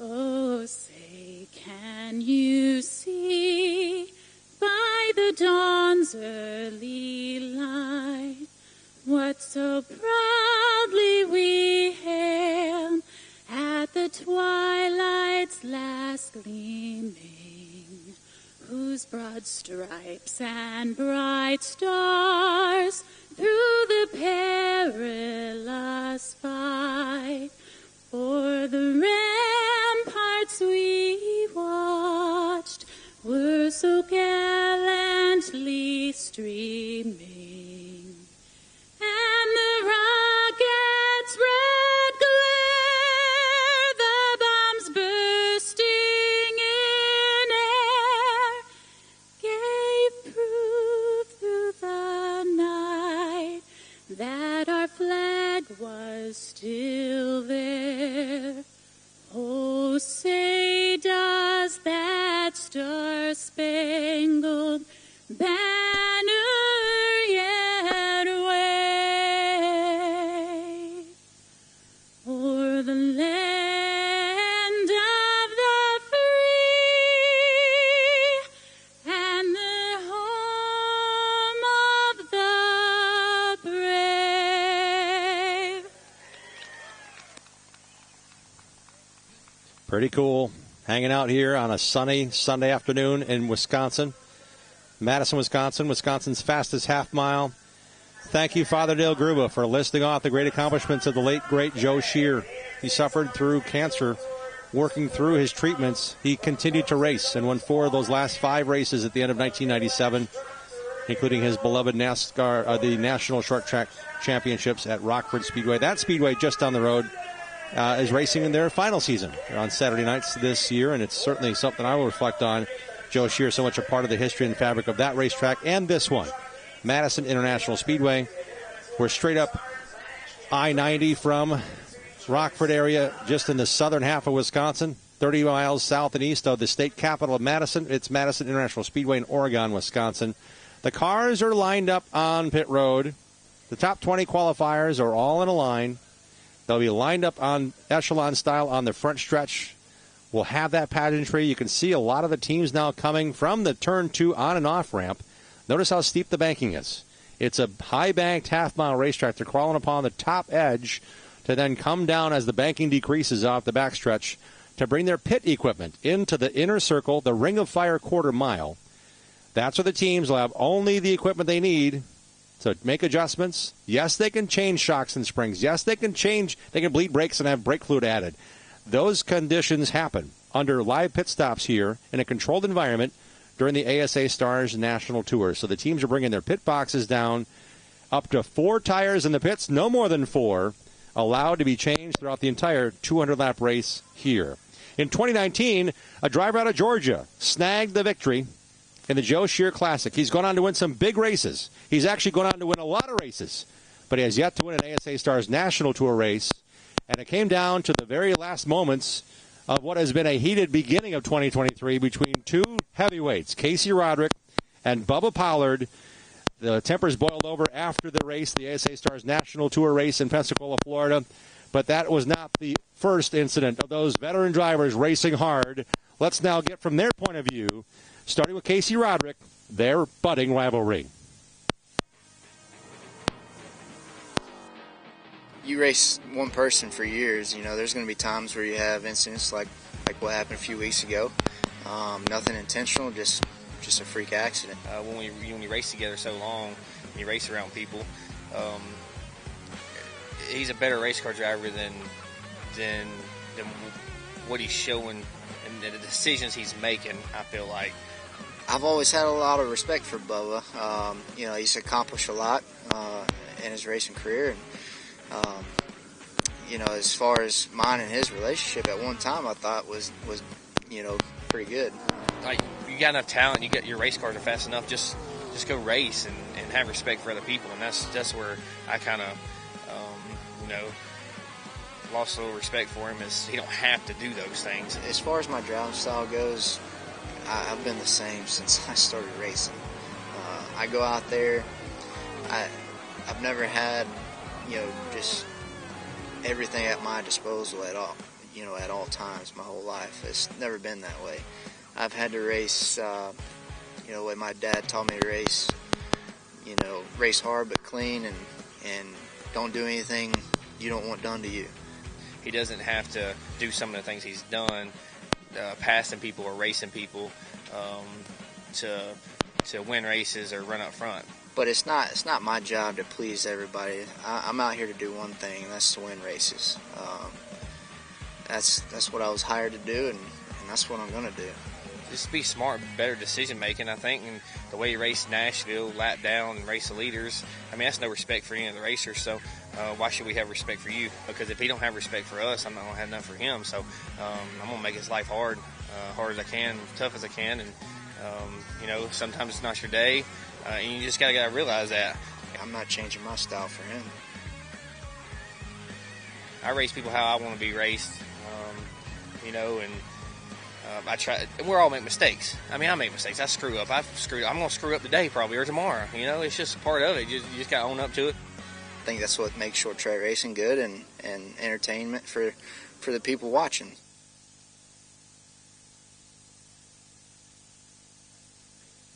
And welcome back live to Madison International Speedway, home of the Joe Shear Classic 200, also the Club Lamarck 36-lap sponsored race for the Midwest Truck Series in their first race of the 2023 season.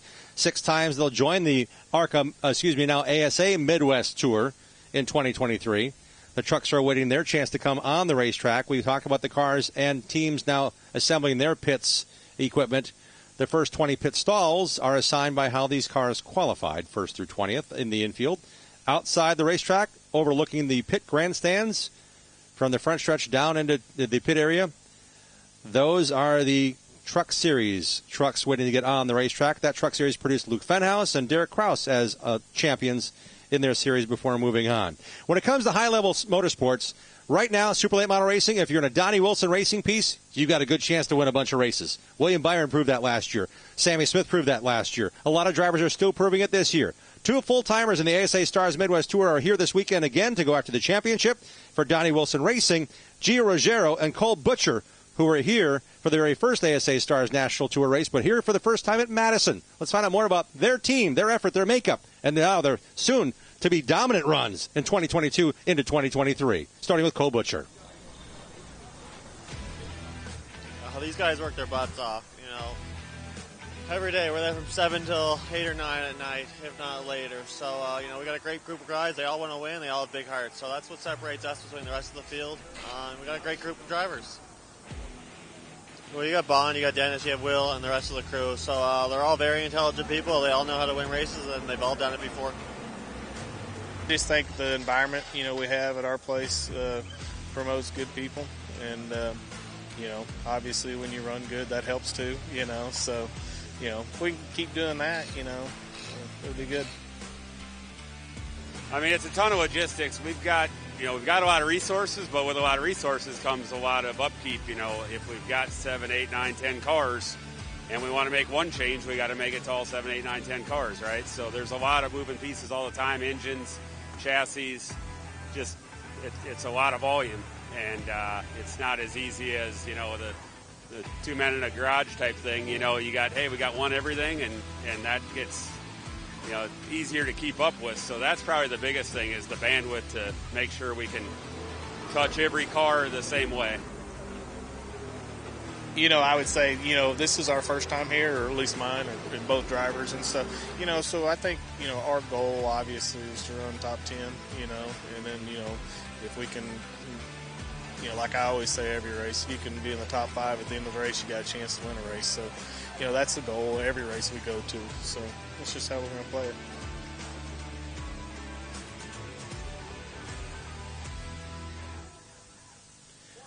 Welcome back to the ASA Stars National Tour, race number 2 of the 2023 season at Madison International Speedway in Oregon, Wisconsin. Rolling trackside is the Midwest Truck Series Club Lamarck 36. These trucks qualified in group setting. And we'll line them up based upon the inversion. James Swan, the fast qualifier, look for the number 97 truck as they roll. The trucks ahead of him. Actually, this is a heat race. I'm sorry. I thought it was already the 36 lapper. They've got heat races to run in the Midwest Truck Series. Let's turn things back over to track announcer Eric Hienefeld as we roll through here in the first heat race for the Midwest Truck Series in their first race of the 2023 season. We're going to warm them up.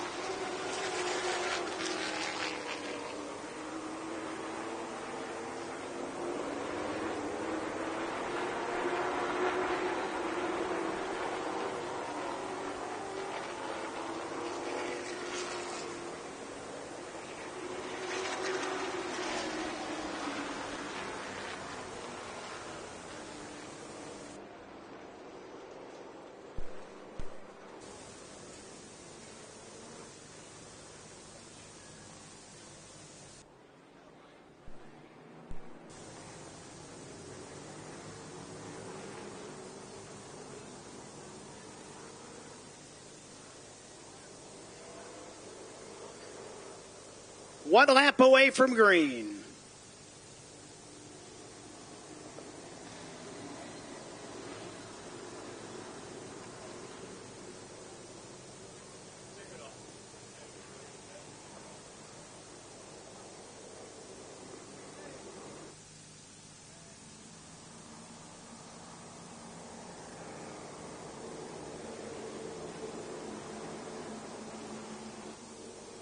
We are ready to go with the Midwest Trucks.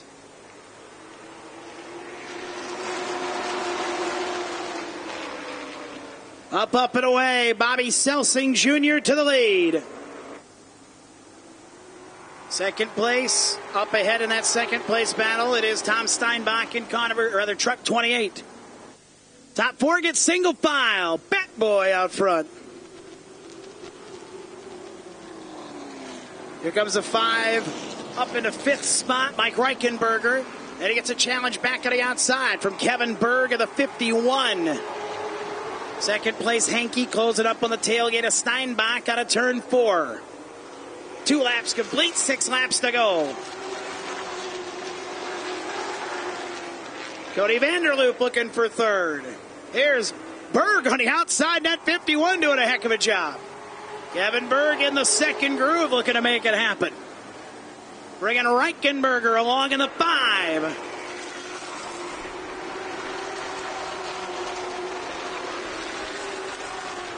Nice lead for Bobby Selsing Jr. That bright-looking 90 up ahead of a pretty thunderous pack of trucks battling from third on back side by side. Reichenberger alone in fifth, the side-by-side, at least for an instant, for third. Berg slid way up the hill in turn four, trying to hold on to the outside for the third spot. Him and Henke come together in a one. Berg to third, Reichenberger up high into fourth to the five.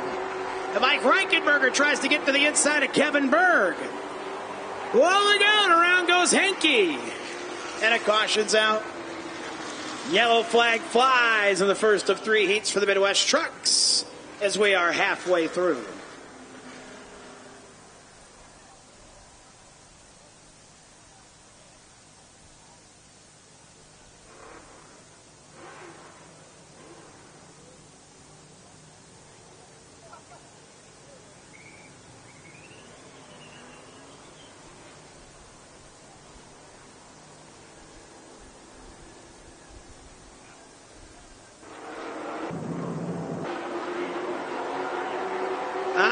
Yellow flag's out. Steve Henke will go to the back of the 57 after spinning around. They'll get the pick and choose cone down for the trucks, get the order right.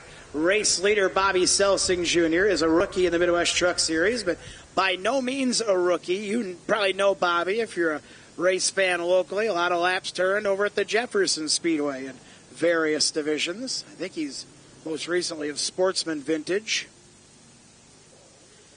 28 of Tom Steinbeck in second out of Poinette. We got some rookies in the field today, 4 of them. 3 of them are in this race. Bobby, as we mentioned, a rookie. A little stuff down on the track. Safety crew going to get to that quick. 44 Parker Kane from the Upper Peninsula of Michigan, a rookie.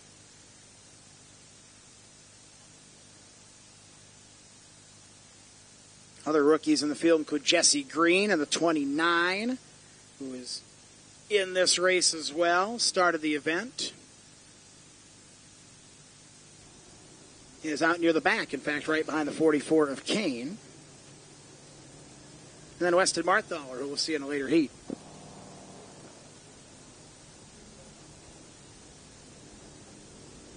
Your attention, please. We have Ashley Berry at the ticket office. Ashley is looking for her mom, which tells me we have a lost parent. Ashley Berry is at the ticket gate looking for mom. We're talking about hydration, by the way. They're selling bottles of water for $1 near the main gate. If you need some water, express water, so to speak, $1 at the main gate.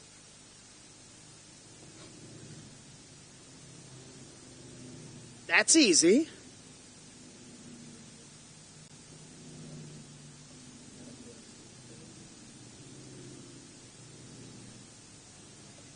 All right, so safety crew, and I guess when they all got together in turn 3, probably kicked some stuff up and all that. Getting everything taken care of. 50-50, they tell me, is $1,300 and going up now, I believe. Get your 50-50 raffle tickets. Support the Knights of Columbus youth programs in the Madison area. 1 ticket for $1, 6 for $5, 12 for $10, 25 for a $20 bill. Their table is located by the main ticket gate area, and they have been working the grandstands too. So if you see folks with the raffle tickets, make sure you find them and they find you. We'll draw the winner around halfway of the 200-lap race later on.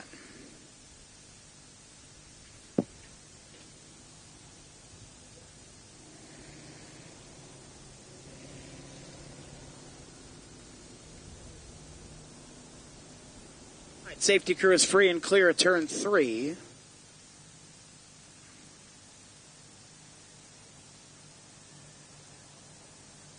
Three laps complete. Scoreboard says 4, scoring says 3, so we'll go with scoring. 3 laps complete, 5 laps to go.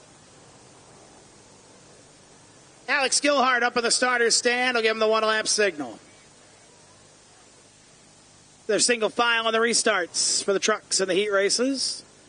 They only get a certain number of double files in their features, too. We'll go through that as warranted once the 36-lap race comes out a little bit later on. Nothing wrong with a single file restart. If you're fast, you're going to find your way to the front. All right, here we go. Selsing, Steinbach, Berg, Vanderloop, Reichenberger, the top 5. 5 to go. Scoreboard's right. We're counting the other way. Here we go.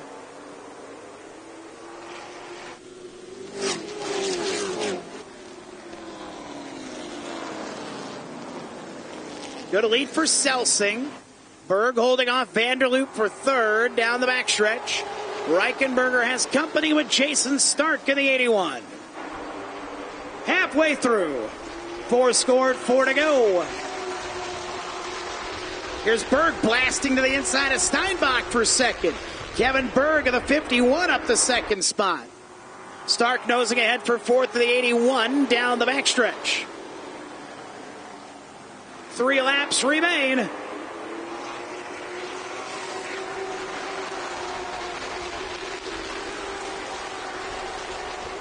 Stark goes to third. Falling back is Steinbach in the 28. Reichenberger, whoa, into the wall goes Kane. Ran out of room. Vanderloop switched lanes and put Parker Kane in the wall. Didn't mean to, that's just what happened. Kane pulls up lame and will probably draw a yellow flag.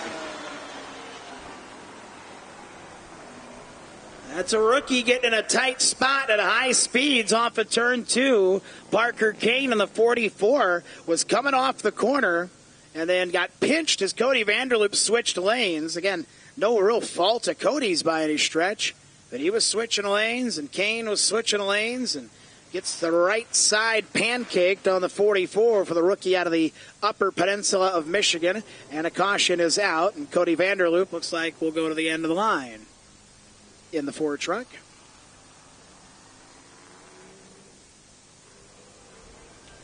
On the big board, you'll see the replay, and on the pay-per-view, watching along with us, yeah, boy, Vanderloop just went directly right, and Parker Kane was right there. Kane kissed the wall. You can see the mark on the wall right under the Dave's White Rock billboard on the backstretch. That's where the 44 connected with the concrete. 5 laps complete, 3 laps to go. It's been Bobby Selsing Jr.'s heat race so far for the trucks. Kevin Berg has worked his way to second, and Jason Stark from deep in the field is now in third in the 81.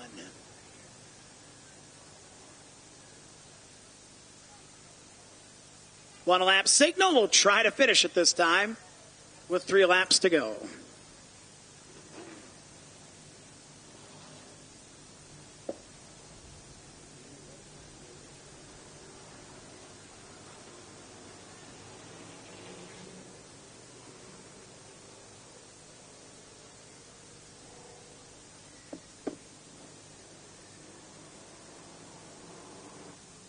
All right, here we go. Single file, of course, on the restarts in the heat races for the trucks. Here comes Selsing and the group back to green.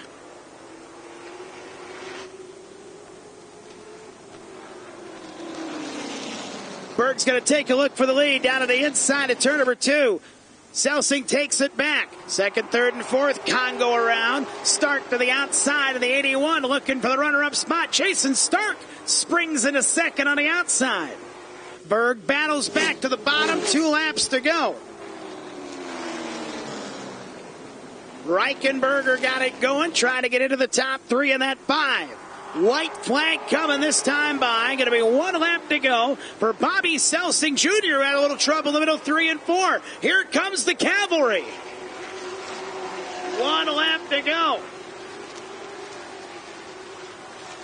Top 4 pretty tight. Out of turn 2. Selsing holds it low. If he slips, they're going to be there. Side by side yet for second. Stark up high, Berg down low. Out of 4, Stark's got a run up high. Can he get there? No, it'll be Selsing. Danny Albane goes 5th in the 28. 4th spot to the 5 of Mike Reichenberger. 3rd position to Kevin Berg in 51. Runner-up just half a truck length short. Got to get those descriptors right. Jason Stark in the 81, 2nd spot, and your winner of the first of 3 heats for the Midwest Truck Series here this afternoon at Madison International Speedway in the 90 truck. Make his way down in front of you now from Fort Atkinson. How about it for Bobby Selsing Jr.? Welcome back into our live coverage at Madison International Speedway. Midwest Truck Series has run their first heat race. As we continue with our Truck Series activities, we'd like to say there's a couple of racers from the Wisconsin area that have gone on to win a bunch of races in the ASA National Tour. The original ASA National Tour started in 1968 at Sunshine Speedway, I think it was called, in Anderson, Indiana, now Anderson Speedway. It then became a national tour in 1973. Dave Sorg was the first champion. We just talked to 1977 ASA champion, Dave Watson. We got a guy sitting with us now who is from Green Bay, Wisconsin, that had a lot of success in Wisconsin tracks and then went on to win a bunch of ASA national races.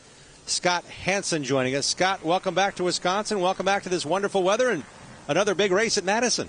Thanks, Jimmy. Dean, thanks for having me out here.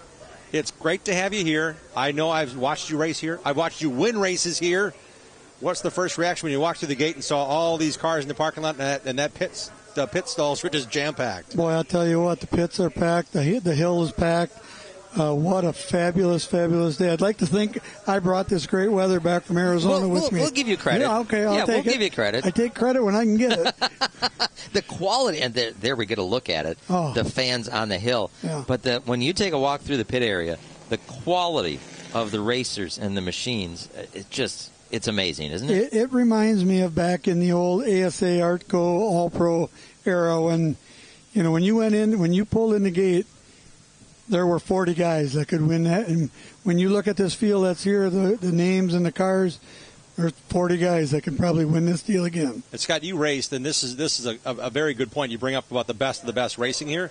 You raced upwards of 70 or 80 races a year with All-Pro, with Southwest Tour, with Artco, with NASCAR Elite Series, and ASA was a 20-race schedule, but you raced a bunch with the same team, the same bunch of guys in Super Lates and ASA We cars. did.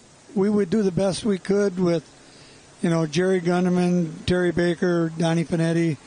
Jeff Victor was a huge role in it, and we would just travel. We would chase these money races, these big races, and fortunately I had great people behind me because, as we all know, you don't do it alone, and a lot of success. I think 93-ish, 95, we ran 75, 79 races, and I think we won 27 or 29 of them.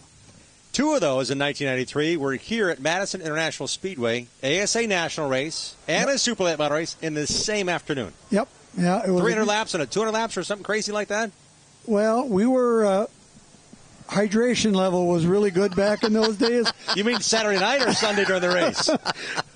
Probably during the race. Oh, okay. No, we had so much fun back in those days, and just got it done. Do what we had to do, and it was my living, to be honest with you, back then. So, yeah, you wanted to race a lot, didn't you? You bet.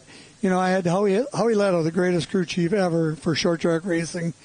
I took him down to Jerry Gunderman from Baker's. At Baker's, we ran a lot, 40, 50 races, but he didn't want to do that many. When he was by Baker, it was the right amount. I took him to Jerry, and I said, "This is the only way I make a living, bud. We gotta go." So we brought it up to 60, 70 races, and just had a blast. One of the crew chiefs that's in the pit area for the ASA Stars National event, one of the top runners, Ty Majeski's crew chief, Toby Noodleman. And I had a chance to talk to Toby today, and it was really a nice visit because it was so casual and so laid back. I don't get a chance to see him like that often, but I know you've been around Toby a lot over the years. If you race for him, you don't see him like that very often. I believe it was 94. No, it was later than that. It was 99. He had the Scalzo black. It might have been the black Race Lake Motorsports. Race Lake Motorsports, something like that. And I was down by Schrader's race in the truck series, and we got together somehow, some way, and he said, "Let's do the Dixieland 250 and the what's the Memorial 150 up there that they had." And I said, "Okay, great." Well, we ran a Thursday night show before that, and horrible does not describe how we ran. That was the weekly night show. The weekly night show, and I said, "Toby, I'm sorry. Here's the steering wheel. Should I keep it? Because this is the only thing I want brought back for this car." we were just, I was pretty good at Kekona. I'm not 5-time track champion. Yeah, I'm not patting myself on the back, but Yeah. I got it done there. And he went home and he worked. He pulled the motor out. I don't know who he all had helping him back then, but we came back and we spanked him in the 150, and then in the fall in the 250, Kenny Schrader, Michael Waltrip, Kenny Wallace, I got to fly back with them then. They all raced with you that night. Raced with me that night. In the Super Lates. And none of them would talk to me. They're like, how? I mean, those were good racers back then, and we just spanked them all, and it was one of the happiest years of short track racing, even though I won a ton more, but Toby's got it going. We're hanging out with Scott Hanson, reliving some of the great moments he's had. We'd like to remind you can watch live or on demand. Buy the pay-per-view. Log on to tracktv.com. You need to go there now. We're going to end our live look-in during this heat race. We're going to chat with Scott Hanson. We're going to continue all of our coverage. Don't miss a second of it. Watch live or on demand. Log on right now to tracktv.com and get involved with the pay-per-view.